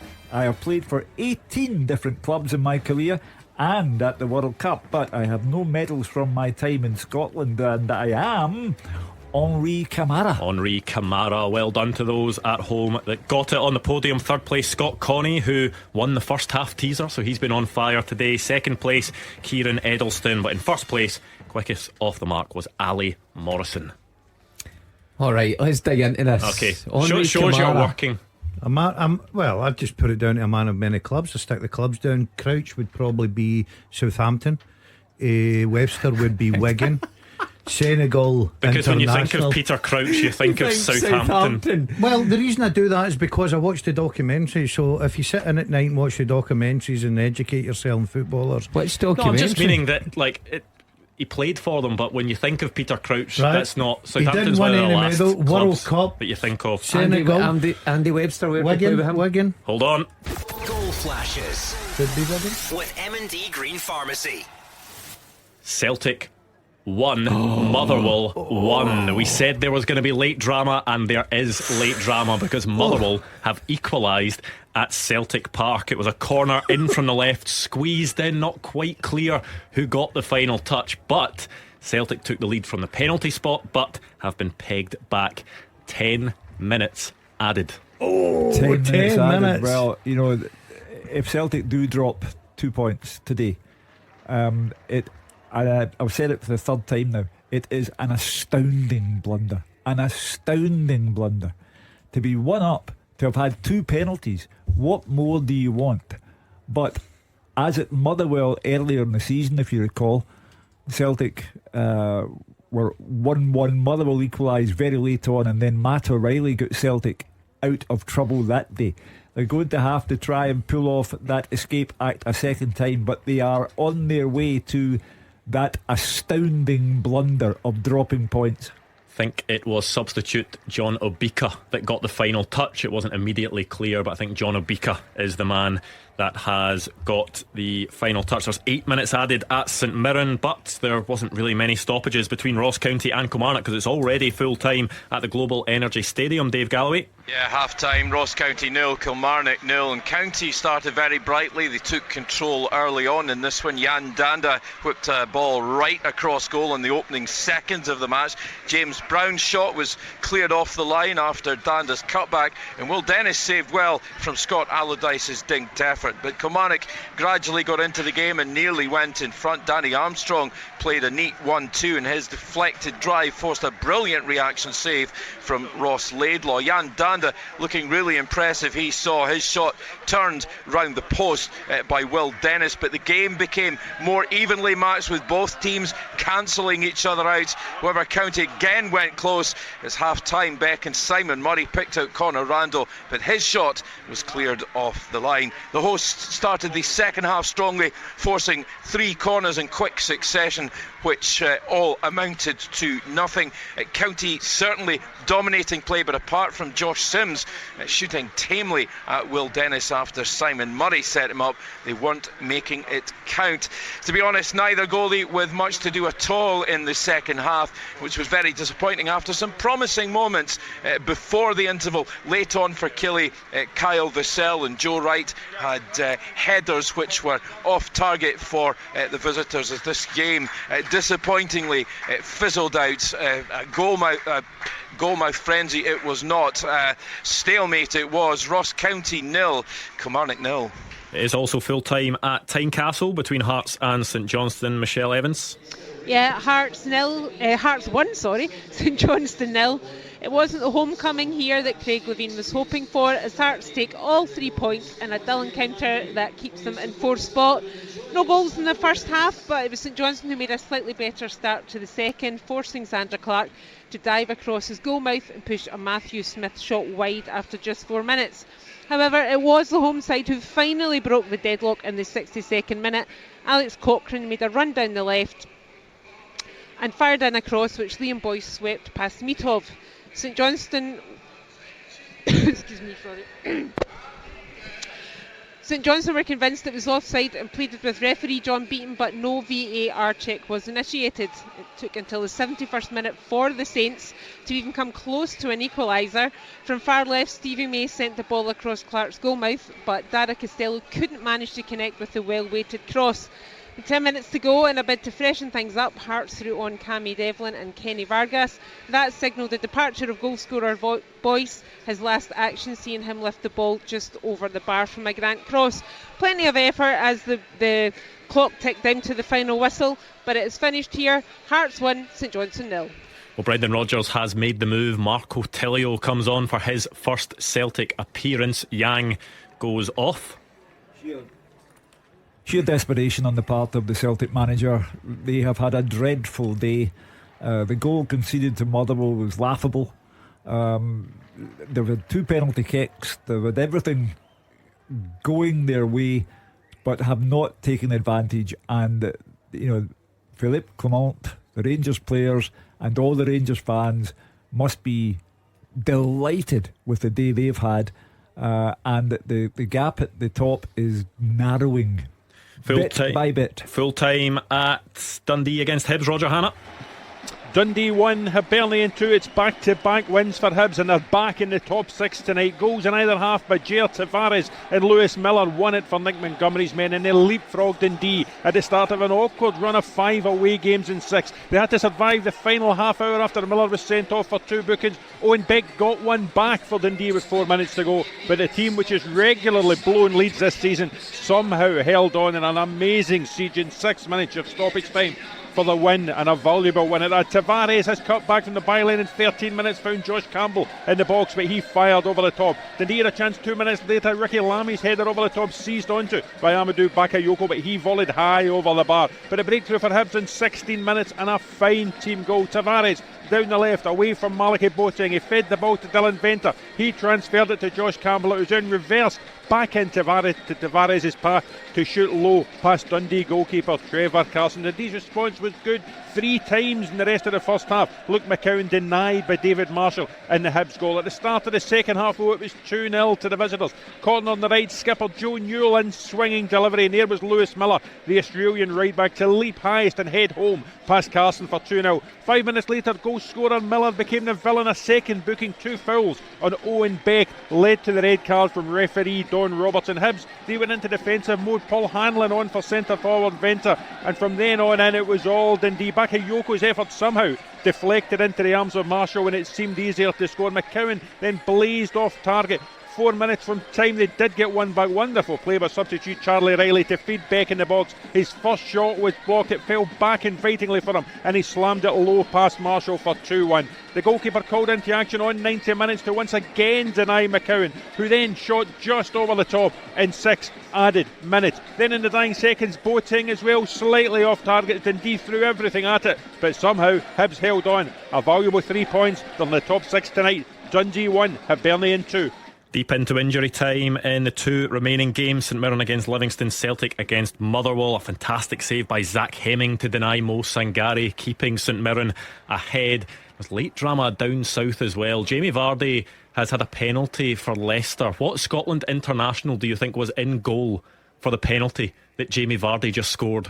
Watford they're playing. Any guesses? Scotland international in goal for the Jamie Vardy penalty? Ryan Porteous. Daniel Bachmann sent off. Ryan Porteous had to go in goal, was unable to save it. What a story that is. Yeah, I always like when an outfield player gets the gloves on. It just looks so unnatural, doesn't it? With was the Vinnie Jones, goalkeeper's remember it was shirt with decent. Aye, out. It's always untucked into it. It's never tucked in. I think Vinnie Jones was alright when he went in goals one time, but the untucked baggy look. Would you not have been if in your career if the and goals if there was ever would you have been one of the ones that was? I would have loved it. Putting your hand up, nothing to lose, have you? You dive about and make a fool of yourself a wee bit. Well, full time in Paisley, St Mirren against Livingston. Lindsay Heron. Yeah, the final score here, Andrew, after 8 minutes of added time. St Mirren 1, Livingston 0. It was more of a slog than a sprint, but listen, Saints have solidified third place and they've piled on the misery for Livy. And the bitter irony was that the luckless former buddy Sean Kelly is the man who scored the game's only goal, bundling the ball into his own net 8 minutes before half-time. It's now 6 defeats in a row for Livy, and they haven't scored in the last 5 either. These are worrying times for Davy Martindale. They'd actually started pretty well, and Richard Nottingham's header came off the St Mirren bar in 33 minutes, but 4 minutes later Saints were ahead. Shamal George spilled Greg Kilty's ball in from the left. Micah Mandron and Sean Kelly slid in to try and meet it. Mandron claimed it, but it was Kelly who actually forced the ball into the net and got the last touch. Second half was a real scrappy affair. Saints really just trying to solidify and hold on to what they had, and Livy not offering too much in an attacking sense. Caelan Boyd-Munce shooting just wide in 65 minutes. And then poor old Richard Taylor had to go off injured, having already made a brilliant blocking save on the line to deny Curtis Guthrie. He was taken off by stretcher, so that's a major blow for Stephen Robinson. We just hope he's not too badly injured. And into added time we went, and a second goal for Saints, we thought. Boyd-Munce's ball into the penalty area. It was bundled into the net by a Livy defender, but David Monroe was called to the monitor for a review, and on a VAR check disallowed the goal for an offside in the build-up in that move. Then with 5 minutes into added time, Livy thought they had the leveller. A ball in from the right, and in came Mo Sangari, a right foot shot, but a fantastic save from Zach Hemming, diving to his left hand side to push the ball round the post to ensure all 3 points for St Mirren. Final score here, St Mirren 1, Livingston 0. Still going at Celtic Park. It's still Celtic 1, Motherwell 1. Probably around 10 seconds to go of that 10 added on. Remember, it is a minimum of 10 added on, so it could go over that. There was a late chance for Matt O'Reilly, just couldn't connect with the ball properly. Well, I mean, Celtic are getting what they deserved. You know, they've had the 2 penalty kicks. They've scored with one, missed the other. They've tried everybody. They've taken off Kyogo. They put on they've brought on Mikey Johnson, Tillio. Turnbull that looked to have got them out of trouble, and they still found time to concede a laughable equalising goal. Full time at Celtic Park, David Friel. Full time, Andrew. Celtic 1, Motherwell 1. You can probably hear the grumbles in the background. As Hugh said, Celtic blow the chance to move 11 points clear at the top, but that only tells half the story of a dramatic second half. Celtic had 2 penalties, so much over the ball, but they have dropped points after John Abika's late equaliser gave Motherwell a deserved point in the end. Celtic weren't at it. Motherwell worked hard, they were organised, okay, they defended for long spells, but they still had chances in both halves.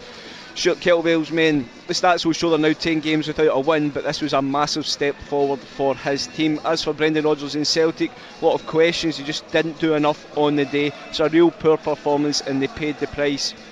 First half was a story of frustration for Celtic, as well as the second half. Their best chance actually came from Motherwell fullback Stephen O'Donnell. He tried to clear a Louis Palmer corner, but instead almost put it into the top corner. Liam Kelly made a great save. Motherwell did have a few chances on the break. Joe Hart was caught in no man's land but got bailed out by his defenders.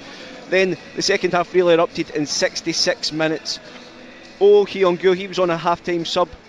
Really good Celtic move, ended with Beavis Mugabe putting the ball towards his own goal. Liam Kelly clawed it away, but then he was about to score. Mugabe tried to make a last ditch challenge, instead brought him down. Louis Palmer, it was a definite penalty, there was a VAR check, it was a definite penalty. Palmer grabbed the ball, but Liam Kelly sprung to his right to make a really good save. Celtic huffed and puffed after that. Motherwell started to believe it could be their day, but Celtic kept going and got another penalty in 86 minutes. Corner came in from the right, Liam Scales headed towards goal, and Callum Butcher pulled back sub Mikey Johnson. Again, a VAR check, this time Stephen Maclean went to the monitor. He spotted the tug. David Turnbull grabbed the ball and sent Liam Kelly the wrong way with 86 minutes on the clock. It looked like Celtic would go on, maybe score more goals and win it, but then in 90 minutes Motherwell levelled. Blair Spittle's corner was met by John Abika. Poor marking from Celtic, but he glanced the header into the bottom corner beyond Joe Hart. Celtic, they had 10 minutes to try and search in vain for the winner, but it didn't happen. Motherwell stood firm, Liam Kelly stood firm, they claimed a valuable point. Full time, Celtic 1, Motherwell 1. Yes, what a day of drama in the Scottish Premiership. Not too many goals, but plenty of big results, none more so than Celtic 1, Motherwell 1. Now it's time to hear from you. 0141 951 1025 on the open line. Celtic fans, I'm sure you've got plenty of thoughts about that game. Motherwell fans as well. A big point as well for you, and a big point for Stuart Kettlewell and his players as well. Hibs with a 2-1 win against Dundee despite going down to 10 men. Hearts 1, St Johnstone 0. No winning start for Derek Adams at Ross County. A goalless draw with Kilmarnock. St Mirren 1-0 winners over Livingston to stay looking pretty in third place. Get all your thoughts in 0141 951 1025 and you could be up next. After the action, it's your reaction. 0141 951 1025. Clyde One Super Scoreboard's open line. Yes, time to get your calls in after a day of drama in the Scottish Premiership. Celtic drawing 1-1 with Motherwell. They got a penalty. Louis Palmer took it, but it was saved by Liam Kelly. They got another penalty. This one was dispatched by David Turnbull. However, on the stroke of, well, really on the 90th minute, wasn't it? John Abika with a header equalised for Motherwell. 10 minutes added on, but it stayed 1-1. 01419511025. Get your thoughts in. Dundee in good form this season, but went down 2-1 to Hibs. Hearts 1-0 winners over St Johnstone. 0-0 between Ross County and Kilmarnock. St Mirren 1-0 winners over Livingston. Lots to unpack today, Hugh. Here's the scenario.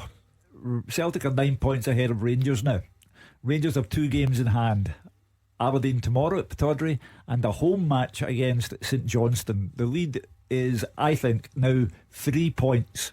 Celtic over Rangers. Rangers to go to Celtic Park on the 30th of December. Celtic today, the perfect storm. Played badly, missed chances, missed a penalty, got in front through another penalty, and still couldn't hold on and lost a laughable equaliser. A disastrous day for them. You think it's that straightforward? Rangers win at Pittodrie. I was going to say tomorrow. Even more disastrous when you hear their 9 point lead has just been slashed to 3 points before the ball's even kicked. Well, you know, I stand here and I told you from early on I didn't fancy Celtic because they were playing so badly. I've illustrated the perfect storm for you. Played badly, missed chances, and umpteen of them. Got a penalty, missed that as well. Got another penalty, scored that, and couldn't hold on to it. So it's been a real bad day for them. And if someone can tell me that I am wrong and that the lead is not now theoretically 3 points, then okay, on you go. I totally understand, and from a Celtic point of view, I will agree with that 100%. But see if you flip it over from these Motherwell fans that are leaving Celtic Park today. Brilliant for them, absolutely brilliant. Oh yeah. You know, the minute they go 1-0 down, everybody thinks 3 points is away. Another defeat. We're looking at Dundee next weekend. Great character and well done to Motherwell. Yeah, I mean, it's still a real winless run that Motherwell are on, but that will almost feel like a victory, won't it, Mark, for them? Without doubt. I mean, if you get a draw at Celtic Park, of course, it's a great result, but in the fashion that they did it, you know, going behind so late in the game, we've been there before. You think you're down and out, and you get a goal deep into stoppage time, so it will feel like a victory. And Stuart Kettlewell, well done. You know, he had a game plan. His players stuck to it. His players fought for him. You know, they made it difficult for Celtic, and then when they did go behind, he made changes that made the difference. If you look at how they got the corner kick and then how they score, it's changes that he's made. So the manager's taking plenty stick over recent weeks. He should take plenty plaudits tonight for getting out of Celtic Park with a point. Well, let's hear from you. 01419511025. Stevie, a Celtic fan in Bishop Briggs, is up first. Stevie, what did you take away from that game today? Well, I'm being honest with you, sir. I'm being honest with you guys. Hugh, I want to speak to you very quickly, my friend. On you go, Stevie. I'm being honest with you, Hugh. I read your article about what you said about Brendan Rodgers, and I am now in the opinion Brendan Rodgers can back to Celtic. And let me just state this. Rodgers can back to Celtic because no other big club in England was sniffing about wanting to take him. Celtic was sniffing about and he had a job to go to, and that's why he came. End of the story. That's as far as I'm concerned. Regarding what's happening at Celtic Park, they're not doing very well in Europe. There's a result today which means they've lost 4 points at home. They've now lost 4 points at home, and you're bang on with your money, Hugh. It goes down to 3 points. I totally agree with you. Rangers will beat Aberdeen, they will beat St Johnstone, and the title will go to 3 points. And it's game on for who's going to win this league. And I seriously think Brendan Rodgers' job could very well be in a shaky nail within the next 6 months. Let me thank you, Stevie, for your words. Let me just. I mean, first of all, you say a shaky nail, Stevie. You look at the league table. Celtic have played 14, won 11, drawn 3, lost 0. Is that the form of a manager who, you know, could be on a shaky peg at some point? Hang on about the St Johnstone game. When is that St Johnstone fixture?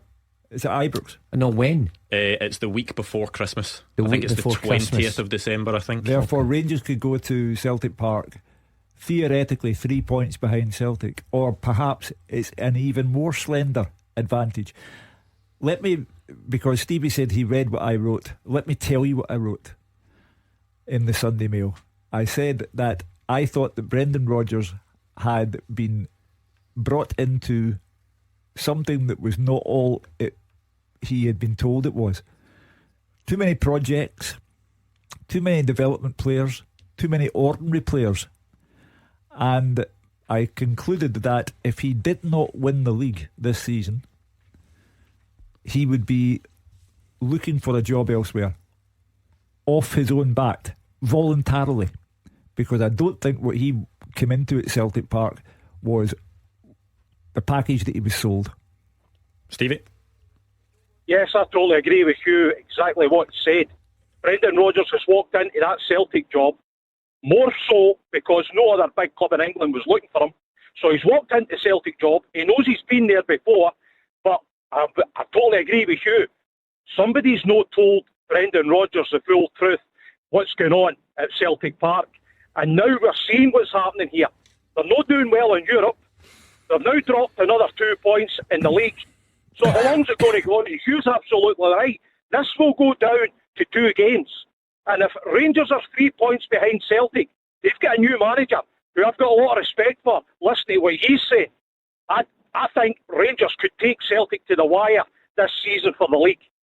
My contention has always been, I thought I was talking about Michael Beale and Brendan Rodgers. I'm now talking about Philippe Clement and Brendan Rodgers. At the start of the season, my contention was the one who fails to win the league will not be there the season thereafter, because the temperature in this city now and in the west of Scotland is such that fans will not stand for being second. Rangers fans, Beale had to go because the Rangers fans and the board knew he was sleepwalking towards a Celtic title win, so they get rid of him. Brendan Rodgers, if Brendan Rodgers does not win the league and he has a transfer window to try and sort out what's going on, he knows his squad is far too big, he knows it's got far too many mediocre players in it and development players. If he doesn't win the league, he will say, I'm off. Stevie's painting a pretty bleak picture. Mark, is it as bad as he's making out? Do you go along with that? Not as bad as Stevie's making out, and I understand that Celtic fans will be annoyed and frustrated at the performance against Motherwell today and St Johnstone earlier in the season. And listen, games like that happen. I said on Thursday night that Clement coming in has taken Rangers to a different level than they were under Beale. He's got them playing much better and he's getting positive results. And I said that it will be closer than what it would have been under Michael Beale. And today you see an example of that. I said both teams will drop points, and I stand by that. Both teams will still drop points from now to the end of the season. The games against each other will be crucial, but I wouldn't be getting too irate about Celtic's progress. You read out the stats beforehand. Yes, they've drawn against Motherwell at home and St Johnstone at home, but they went to some pretty hard places and dealt with the challenges there fine. I get paired with Champions League disappointment, then it looks worse, but listen, it's no disaster at the minute for Celtic. What a difference an international break makes. After Aberdeen 6-0 drubbing, everybody was in a high. Obviously Stevie's now going against Brendan Rodgers. Look, I always give credit to the away team today. I thought Motherwell showed great character. Stevie's talking about Celtic, so we'll deal with that. I think January's got to be massive for Celtic, because I don't know if the Celtic fans would agree. There's quite a few average, I call them average footballers putting on a Celtic jersey just now, and they're not contributing a lot to the party. And Brendan Rodgers will need to make sure he addresses that. Now, he came out last week and said that he's the one that's got the final say, so he owns that. He's got to carry the can for that. But you're talking about a manager just now. He's not lost a league game, and I know that you can point to St Motherwell and St Johnstone and the form that they've been in and where they were in the league. This guy's not lost a league game. Were they poor today? Yes, the opportunity to put Motherwell away, but they didn't do it. I think we're just getting a little bit carried away. Thanks to Stevie. Let's speak to Mark, a Celtic fan in Hamilton. Mark, how are you feeling after that one? Hi, mate. I'm feeling fine, mate, after the first call I went on. We need to calm down. For the first reason is that, Gordon, who's you want to name the mediocre football players that you're talking about at Celtic? Because I could mention about maybe 20. Well, I wouldn't go 20, but I would say there's guys there I don't think going forward with Brendan Rodgers is going to contribute a lot, to be honest with you, Mark. I've some of the new signings, and we keep saying they need time to bed in. Yeah, every player needs time. It might take them, but I look at some of these guys and I'm still looking to say, yeah, I see a good player in there, maybe in 6 months, maybe next season, maybe. But just now Celtic need that squad. And you look at Brendan Rodgers was throwing substitutions on, you know, as quickly as he possibly could this afternoon, just to try and get something, out the game. He's not got the and I hate going back to it, the Giakoumakis that can come on there and turn you a game right away, score goals. You look at last year under Postecoglou, made substitutions instant. He could get the winners, Abadas, and I know these guys are injured, but you look at that Celtic squad now, you would pick a good starting 11 and you'd maybe get one or two good squad players. The rest to me are very average. Celtic brought in 10 players, 10 in the summertime transfer window. Louis Palma has been a success. The rest, you've got Laga Bielka, who has simply vanished. Kobayashi, who could be going back to Japan. Paulo Bernardo, nothing. Odenholm, nothing. And so on and so forth. Tilio seen for the first time today. The 10 players, Nat Phillips, an emergency measure who'll be going away again in January. The summertime transfer window was full of projects, development players, and has amounted to a transfer window that has not taken Celtic very far. Brendan Rodgers has used the word quality quite a lot when talking about signings and what he wants to do with this Celtic team, having more quality in the squad.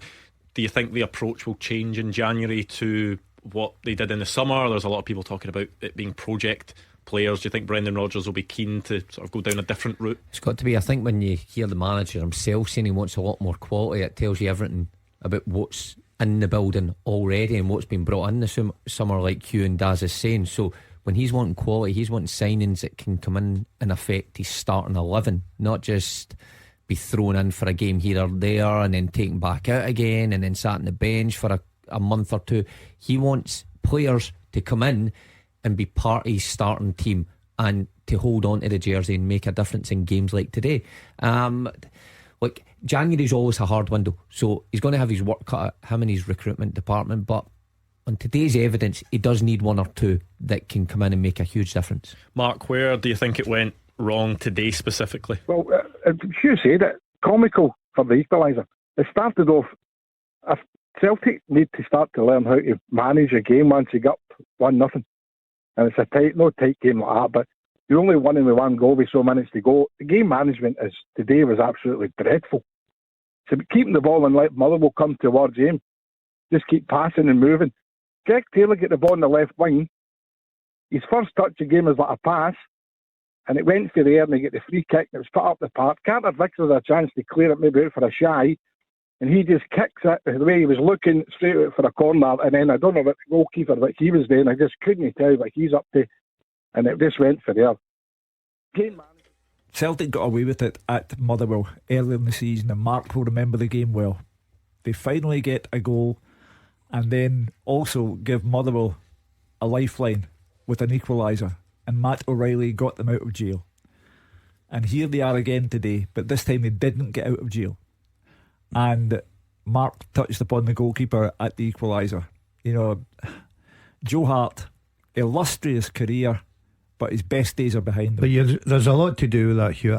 Look, I'm not going to sit here and argue with that, but there's a lot to do. We've watched it.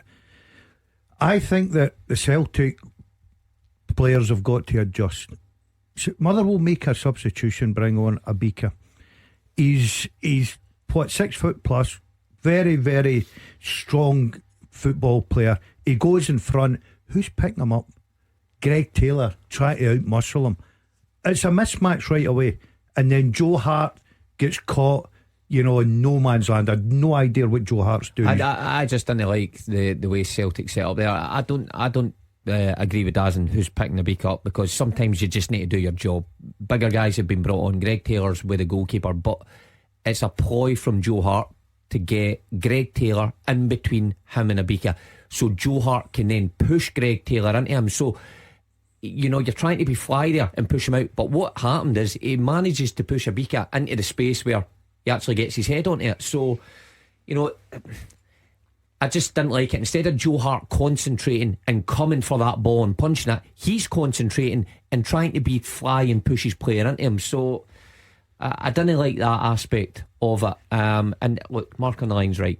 Game management in that situation, when you've not been at your best, those are the situations you need to see out, and you look back in the end of the season and say, we got out there with 3 points rather than just one. Well, thank you to Mark. I'm sure there is still plenty of opinions to come before 6 o'clock, so make sure to give us a call. 0141 951 1025. The games are over. The talking begins. 0141 951 1025. Clyde One Super Scoreboard's open line. Yes, get your calls in before 6 o'clock. The big talking point has been Celtic 1, Motherwell 1. Some angry Celtic fans before the break. Let's hear from you as well. Maybe you've got a differing view. Maybe you're a Motherwell fan that's delighted with that result, or maybe you're a supporter of another team with plenty of interesting results around the top flight and the Scottish Cup today. Let's go straight back to the phones though. Scott, a Celtic fan in Barmulloch. Scott, what did you make of it? Garbage. You want the truth? Garbage. Absolute garbage. What Brendan Rodgers is doing, I'm getting the idea what the coaching staff are doing. We're nothing each at home against a Motherwell side that have sat with 5 at the back, or 4 at the back and 2 guys filling in the gaps when Celtic went wide. And we sat and watched. They've sat in the dugout and watched it, and watched it, and watched it, and thought the best way to change it would be, let's take Kyogo off and bring on Mikey Johnston. And by the way, I'm not going to criticise Mikey Johnston. He's a professional, he's got to do what he's told to do. But we bring a guy in who's not been at the club for more or less 18 months. He's had 30 minutes against Hibs at Easter Road, I think it was, and a wee cameo on a European tie. And that's your change to change the game. At no point did he change the formation, the shape, nothing. They left it. We started at 4-2-3-1 or whatever way he wants to play it, and we still ended with the same shape. At no point did he try to change it to give them a little backline something to think about. Nothing. I've come on and made this point. I mean, there were the changes, Scott. I mean, O came on and Kyogo dropped deeper, so Brendan Rodgers was clearly trying to affect the game. Whether it worked or not is a different point. To take your best striker off. To take your best striker off is changing the game. Is that right? Did we take Kenrick Larsson off when we're drawing nothing each against teams? You don't take your best players off, you keep them on the park. I think, to be fair, Kyogo wasn't doing very much on a day when nobody did very much. The problem that the Celtic have, Scott, is that they've brought on a succession of players, and Mikey Johnston's included in this list, who are among the average ones that Gordon Dalziel speaks about. And by the time Mikey Johnston got onto the park, it was an act of desperation on Brendan Rodgers' part. I repeat, you get one penalty, miss it. You get a second penalty, take it. You're out of jail. But it was entirely Celtic's fault. They didn't manage the game thereafter, and the equalising goal is a comedy of errors. So there are too many development players, too many ordinary players, and right now at the back, I fear for Celtic against Lazio in Rome on Tuesday.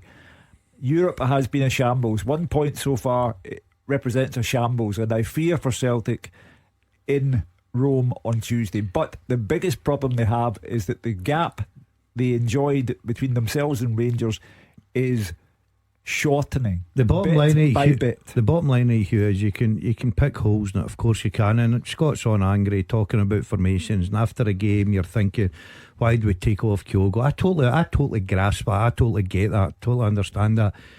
The moral of the story is quite simple. Celtic have been outdone by a set play today.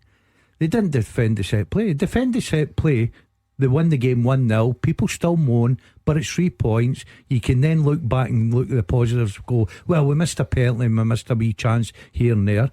But the negative side of it is because they've allowed Motherwell, and congratulations to Motherwell, brilliant, to outdo them with set play.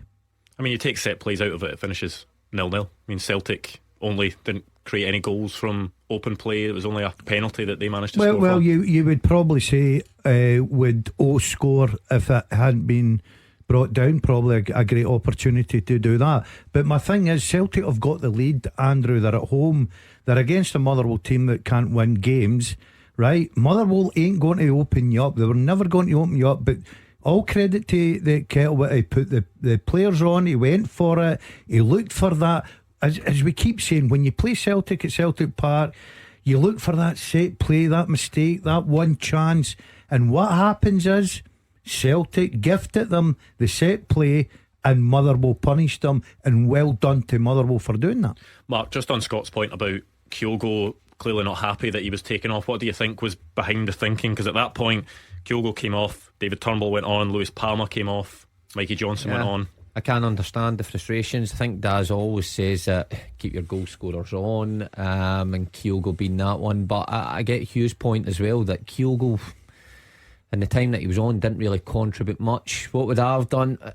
I would have probably kept him on, because just the quality he has got, and if something falls to him, he's your best chance to put it in the net. So I get that. Celtic fans will be frustrated, but at that time Brendan Rodgers is trying to change the flow, introduce somebody who could, sometimes when you're facing an opponent in a game and it's going your way, if I'm defending against Kyogo like today, it's going my way, Kyogo's not doing much, you're just trying to break that cycle, and maybe that's what Brendan Rodgers sought by introducing somebody else, but of course it didn't pay off.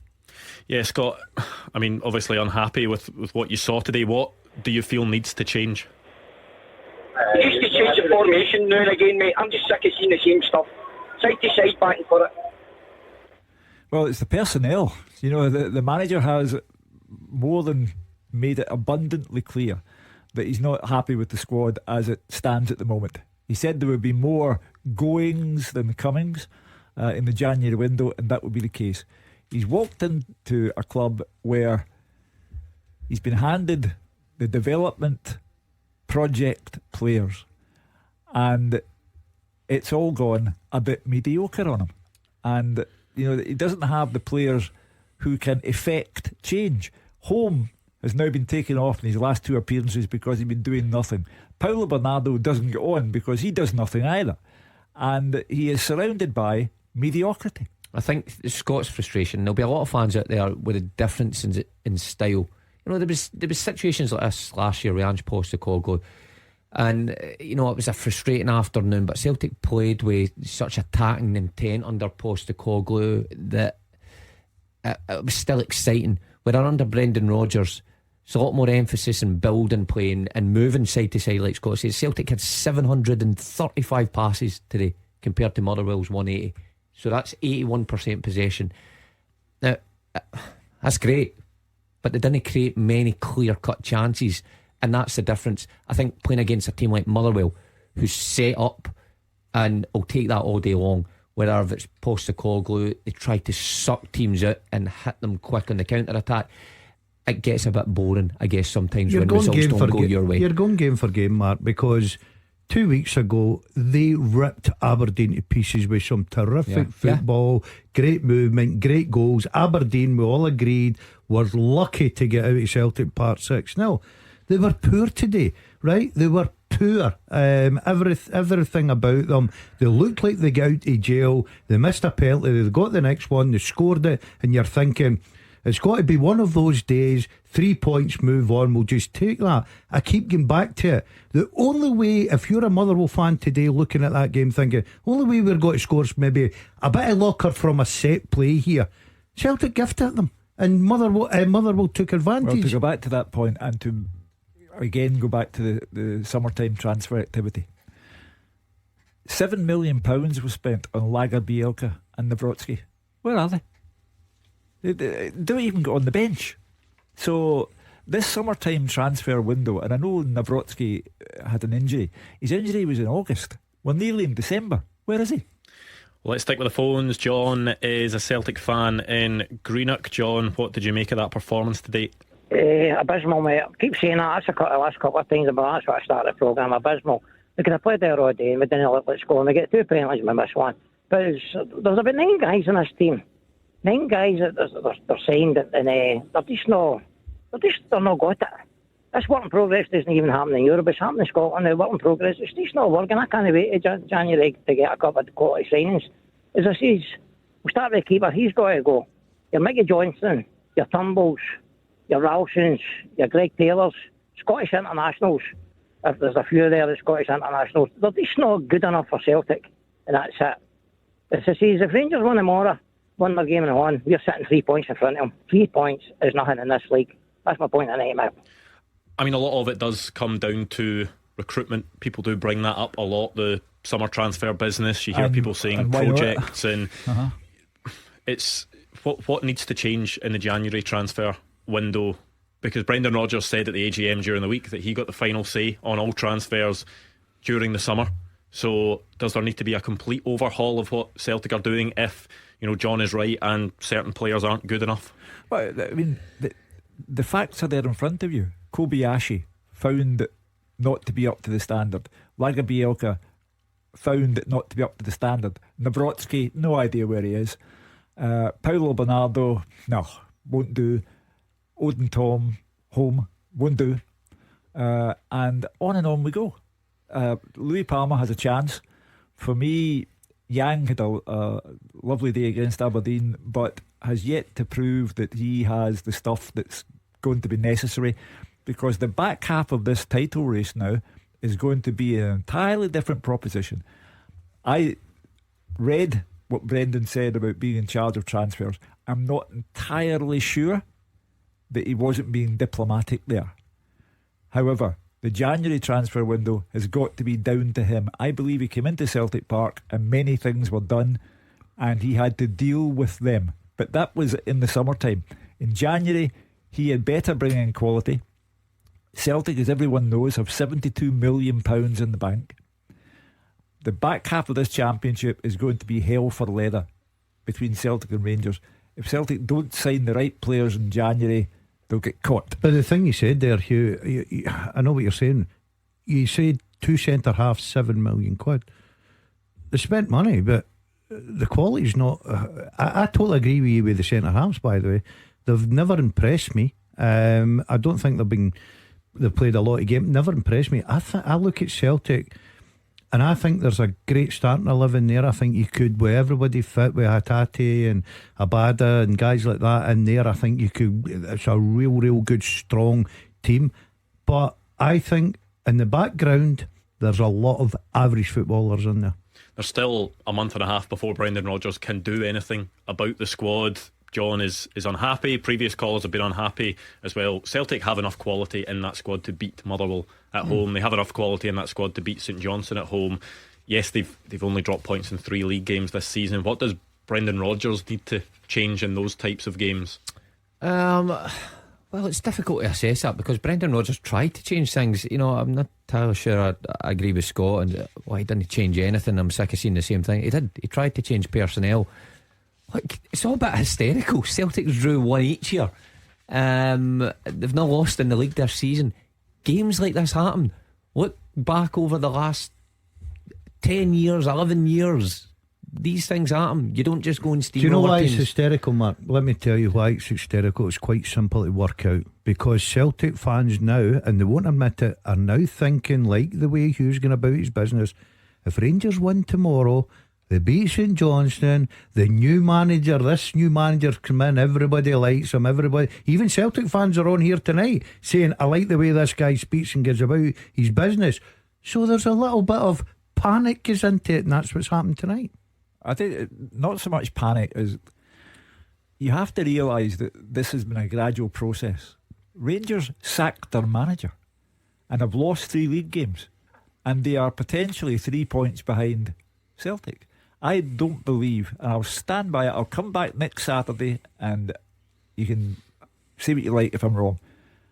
Rangers will win tomorrow, and their other game in hand is St Johnstone at Ibrox. With the greatest respect to Craig Levein and all concerned, that's a home win. This is down to 3 points now. But we can't just discount games. But then people would you have said Celtic would have lost today? People would have said exactly. People would have said What's the point in today was a having the league? straightforward win for Celtic against Motherwell. Motherwell hadn't won in 9, terrible run of form. People would have just put that down as Celtic win that game, move on. But that's not how football works. Exactly. You can't just need to guarantee. wait You to can't the just games. bank the points now. Surely. Every Celtic fan who's come on so far agrees with me, not you. I know, but we're just jumping too far down the road. We're here analysing what was a poor performance from Celtic. It's a point, 2 points dropped, disappointing. The fans there came on, said they're bored, and they're right to say that, because we're hearing it wasn't the greatest spectacle. But within a season, these games happen. Daz is right. The last game, Celtic were terrific at home. They scored 6 against Aberdeen. So those fans think the same in that day. Was it boring? Was it not entertaining? Was there major problems? I hear many calls that day saying that. So kind of just change week to week. These things happen within a season. It's how you react to next game. Now if it goes the next game and the next game after that, of course you've got a problem then. Well, thank you to John. More of your calls next. After they play, you have your say. 0141 951 1025. Clyde One Super Scoreboard's open line. Into the final part of tonight's Clyde One Super Scoreboard. Still time for you to get your calls in. 0141 951 1025. We'll hear from Ryan on the line in a second, but first let's hear from Brendan Rodgers after that draw with Motherwell today. We should win the game. Obviously we had enough of the ball, arrived into a lot of really good areas, and we had obviously chances to be more comfortable, but it's always the danger. And you give credit to Motherwell, they sat in deep and defended really well, but we just never had enough to break them down today. But when we did get the opportunity to go in front, then every moment after that's a decisive one. I think it was probably their only effort in the second half, and we never defended it, and which is a surprise because we defended set piece as well. So yeah, very frustrating. I don't want to give that as an excuse. Clearly, if you lots of players travelling, you lose that. It's always a game after the international break that you can lose that connection as such. But I think in a lot of our play we actually had that. It was just once we arrived in there, it's just that little bit of freshness and zip that I think we missed in the final third of the pitch. So that was a little frustrating. Is the penalty taking becoming a bit of an issue? Well, I looked at it before I came in here, and there's a number of penalties missed. It's decisive moments in games, and you have to be ready to take them. You're never going to be always 3-4, 5-0 up in games, and it's something that the players now that are going to be the penalty takers are working on every day. We have to stay focused on that, and because it's a skill, and it's a skill that we have to be better at. Brendan Rodgers saying Celtic should have won the game. They created openings, but they weren't exactly peppering Liam Kelly's goal, were they? I can only really think of one, apart from the penalty save, one crucial save, was it in the first half from, was a Stephen O'Donnell header back towards his own goal. They had openings, but very few in the first half. Second half, seen header. clips of Yang's header. O'Reilly probably should do better.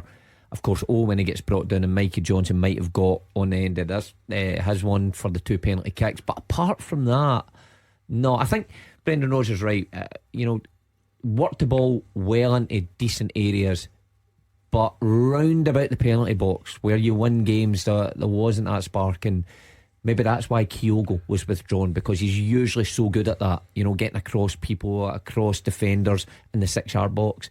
There wasn't much of that evident this afternoon. Well, Ryan's been waiting on the line. Ryan, what did you make of it?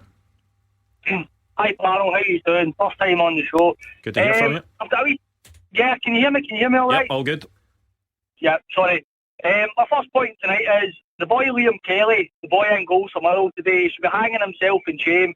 2 minutes in, he's catching the ball and he's on the deck. Now, that's the least of my worries, to be perfectly honest with you right now. But my main point is that I think Celtic, with that team selection today and the changes that Rodgers made, bringing a player like Mikey Johnson on at 0-0, trying to get something out of the game, is very, very concerning for all Celtic fans. And when that day comes in December, when we play Rangers at home, I'm sitting on the edge of my seat right now, and it's quite concerning. It's worrying to see, to try to think what the outcome might be. I know we've got a lot of injuries, and I know the previous caller spoke about game management, which was my main point tonight. If you look back at the recent games, Celtic's game management is extremely poor. And there was a caller on during the week talking about Joe Hart, that Celtic fans need to calm down, about saying how poorly Joe Hart's been and how concerning it is that we don't have a solid number one. I think today showed that. There was an instance in the first half where he was an absolute no man's land. It was quite worrying. I read the goal at the end, the equaliser. I don't know what he's doing. I can't remember the last time Celtic defended a set play very well. It's quite concerning, to be fair, and we can all be kidded on about these 6-0 wins over Aberdeen and whatnot, but that performance today was absolutely dire. Absolutely dire. First of all, Ryan, I totally discount your point about Liam Kelly, the Motherwell goalkeeper. He should not be hanging his head in shame or anything like it. He has saved a penalty. He has had a big say in his team getting a point from Celtic Park. If he is time wasting from the second minute on, too bad for you, because you had every chance. You had 2 penalties. What more do you want to try and win a game at home against Motherwell? I mean, the reason why 2 points have been dropped today: terrible misses, bad management of the game when Celtic finally got themselves in front after their second penalty, and mediocre players who are brought on to try and salvage a situation which they are unable to salvage. But the one man who does not leave the park with his head hanging in shame is the Motherwell goalkeeper, I assure you. On to the Celtic goalkeeper, Ryan, pretty scathing about Joe Hart. We actually heard it through the whole summer. There was a lot of Celtic fans phoning in saying that they felt they needed an upgrade in goal. Is Joe Hart an issue for you? If so, how big an issue is he? How far does the problem stretch beyond the team? An issue today because of the part he played in the goal, and I thought he should have been concentrating more on the ball coming in than pushing Greg Taylor into a big. Look, I defended Joe Hart at the start of the season. I think Joe Hart's done not too bad a job. Obviously, there is room to always improve any position, and I was probably surprised anybody that Brendan Rodgers didn't bring someone in to challenge him, because I think that's where the problem lies. There is no challenge for Joe Hart. I still think he's a good enough goalkeeper, but the errors he makes, sometimes are glaring, that then we speak about him for an awful long time, but he does an awful lot of good work. And you'll have to ask Brendan Rodgers and Ange Postecoglou, who both had the chance to change him and didn't. So, do you know how? Sorry, Hugh. Do you know how I answer this? Like Celtic and Rangers fans answer the question, right? Who would get in the Celtic team? Butland. Yeah, that's for sure. So that's what you sometimes. Oh, Celtic are a great team, Rangers great team. Who would get in our team? Well, right now, and I agree with Mark, because I said the exact same as Mark a few months ago about Joe Hart. But I'm looking at the quality and the difference just now between the two teams, and obviously Rangers will get the better deal. The first half incident that Ryan refers to, Joe Hart is closer to Dalmarnock railway station than he is to his goal when Carter Vickers is forced to head away, and he's still wandering around somewhere for reasons best known to himself when the ball is then lobbed over the bar by another Motherwell player. So I always say he has had the most illustrious club and international career, but he is now in need of being replaced by Celtic. Ryan, when you look at the league table, Celtic have played 14, won 11, drawn 3. Is it as much of a panic as you think it might be? Well, looking at how it started the season, probably not. However, but if this continues going forward, and if January is a big window for Celtic, it's critical that Celtic get a striker, a ready-made striker who can come on a park and score goals. Somebody that won't be happy to sit on a bench, unlike Giakoumakis. That's why he left. And a goalkeeper is paramount also. I know I keep going on about Joe Hart, and he has done a good job since he came in through Postecoglou, but it's starting to really concern me now. Some of the mistakes he's making is quite damaging. But yeah, I think we can all sit and say the league's been good. We're top of the league right now, but I have to concede it's currently sitting at 3 points right now. Rangers will win tomorrow, and they will win their game in hand. And if Celtic play and concede goals like that in the Old Firm in December at Parkhead, it's going to go down to the wire, which is quite nervous. I don't think Celtic have the bottle right now. They don't have the squad depth to do that, go all the way. But that's the thing. Look, you're getting people speaking like you now, Hugh. Right, never mind tomorrow's game. Celtic have got 6 games in between now in the Rangers game. What's happening in them in terms of points wise? You're entrenched in your position as I am entrenched in mine. You're telling me that. But Mark's not entrenched. He's just saying that anything could happen. Whereas you're saying Rangers will get 6 points from those two games. Will be 3 points come the game of the new year. I am but saying there's 6 games for Celtic. What's going to happen in those 6 games? Are they going to drop points or win every one of them? The first step I'm taking is to tell you that Rangers will win their 2 games in hand, and the gap is effectively 3 points. I'd be careful, Hugh. I don't think you're getting a run up the road for this guy. I know. Yeah, this guy's starting to get. How do you know? What if Celtic in those 6 games? What Celtic drop? But you've just points in all of them, and it's not. You've just witnessed the reasons why Celtic are faltering. And those are, they have a mediocre squad full of too many players who are not going to make it there. They have signed defender after defender, Kobayashi, Lagerbielke, Nawrocki, Phillips, 4 defenders who can't get anywhere near the team. The summertime transfer policy has been a failure. Well, thank you to Ryan. Billy, what are you making of it all?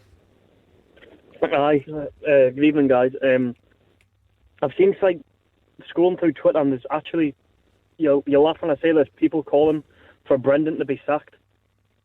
Like, I can't get my head around this. He's played 14 games in the league. He's drawn 3, lost 0, won the rest. Granted, yesterday was awful, but Ange never won his last game against Motherwell, so I don't get why Brandon is now get his head called. My head's a mess, to be honest. Yeah, I mean, there have been some quite strong calls on Twitter, and people on the phones haven't been happy with Brendan Rodgers. Is it just all about how Celtic react to this result now, Billy? Aye, but it's with the most reactionary fan base in the world. It's actually a joke how that's going on, really. First of all, let me say that I would never stand here and call for Brendan Rodgers to go. I thought that Brendan Rodgers did Celtic a favour by returning to the club. It was his intention to take a year out of football, and because it was Celtic, he came back. Not because, as an earlier caller said, nobody else wanted him. He was volunteering to go away from the game for a while to recharge the batteries. He came back, but I believe he came back to something that he wasn't entirely aware of. The signings, most of the work had been done before he got there, and he's mentioned it before, and I think he bites his tongue. He doesn't say what he really thinks about the development players, the projects, etc., etc. But he's got players there who can't get him out of the situation in which he now finds himself, and that is that the side goes from the brilliance of the 6-0 win over Aberdeen to what happened today. And what happened today happened earlier in the season against St Johnstone, and happened against Hibs at Easter Road, and very nearly happened against Motherwell at Fir Park, but they got out of jail on that day. He's got players there who are simply not up to the task of doing what he needs them to do for Celtic. And when they go into Europe midweek, it will once again symbolise the fact that Celtic are nowhere near that level of the game, and the fans may have to prepare themselves for another embarrassment in Rome on Tuesday night against Lazio. Billy, the way you look at it, is it just a case of teams will drop points throughout the season at some point? No matter who wins the league, they always will drop points at some point. Do you feel that Celtic will be able to bounce back and it'll be fine? I definitely. You can't win 38 out of 38 games. It's impossible. But the performances do need to be better, because there has been questionable performances, but there's also been good performances at the same time. But he needs to be backed in January properly. I agree with Hugh that he hasn't been backed. There's been one success, and it has been Palmer. Well, thank you to Billy. That is all we've got time for, Hugh. An interesting day. A potentially pivotal day, despite what these two apologists to my left-hand side say. Potentially pivotal day in the Championship, and I expect Rangers to take advantage. They've been given a psychological boost by what happened to Celtic today, and they will use that to their advantage at Pittodrie tomorrow. This Championship race believe me, ladies and gentlemen of the jury, is very much on. Well, thank you to all you listening at home. Thank you for getting involved on Twitter and for your calls as well. Thanks to Gordon Dalziel, Mark Wilson, Hugh Keevins in the studio. Make sure to tune in on Monday night. We'll bring you further reaction to all of today's games. Will of course be all the reaction to Aberdeen's game against Rangers tomorrow as well. But make sure to stick around because it's the GBX up next.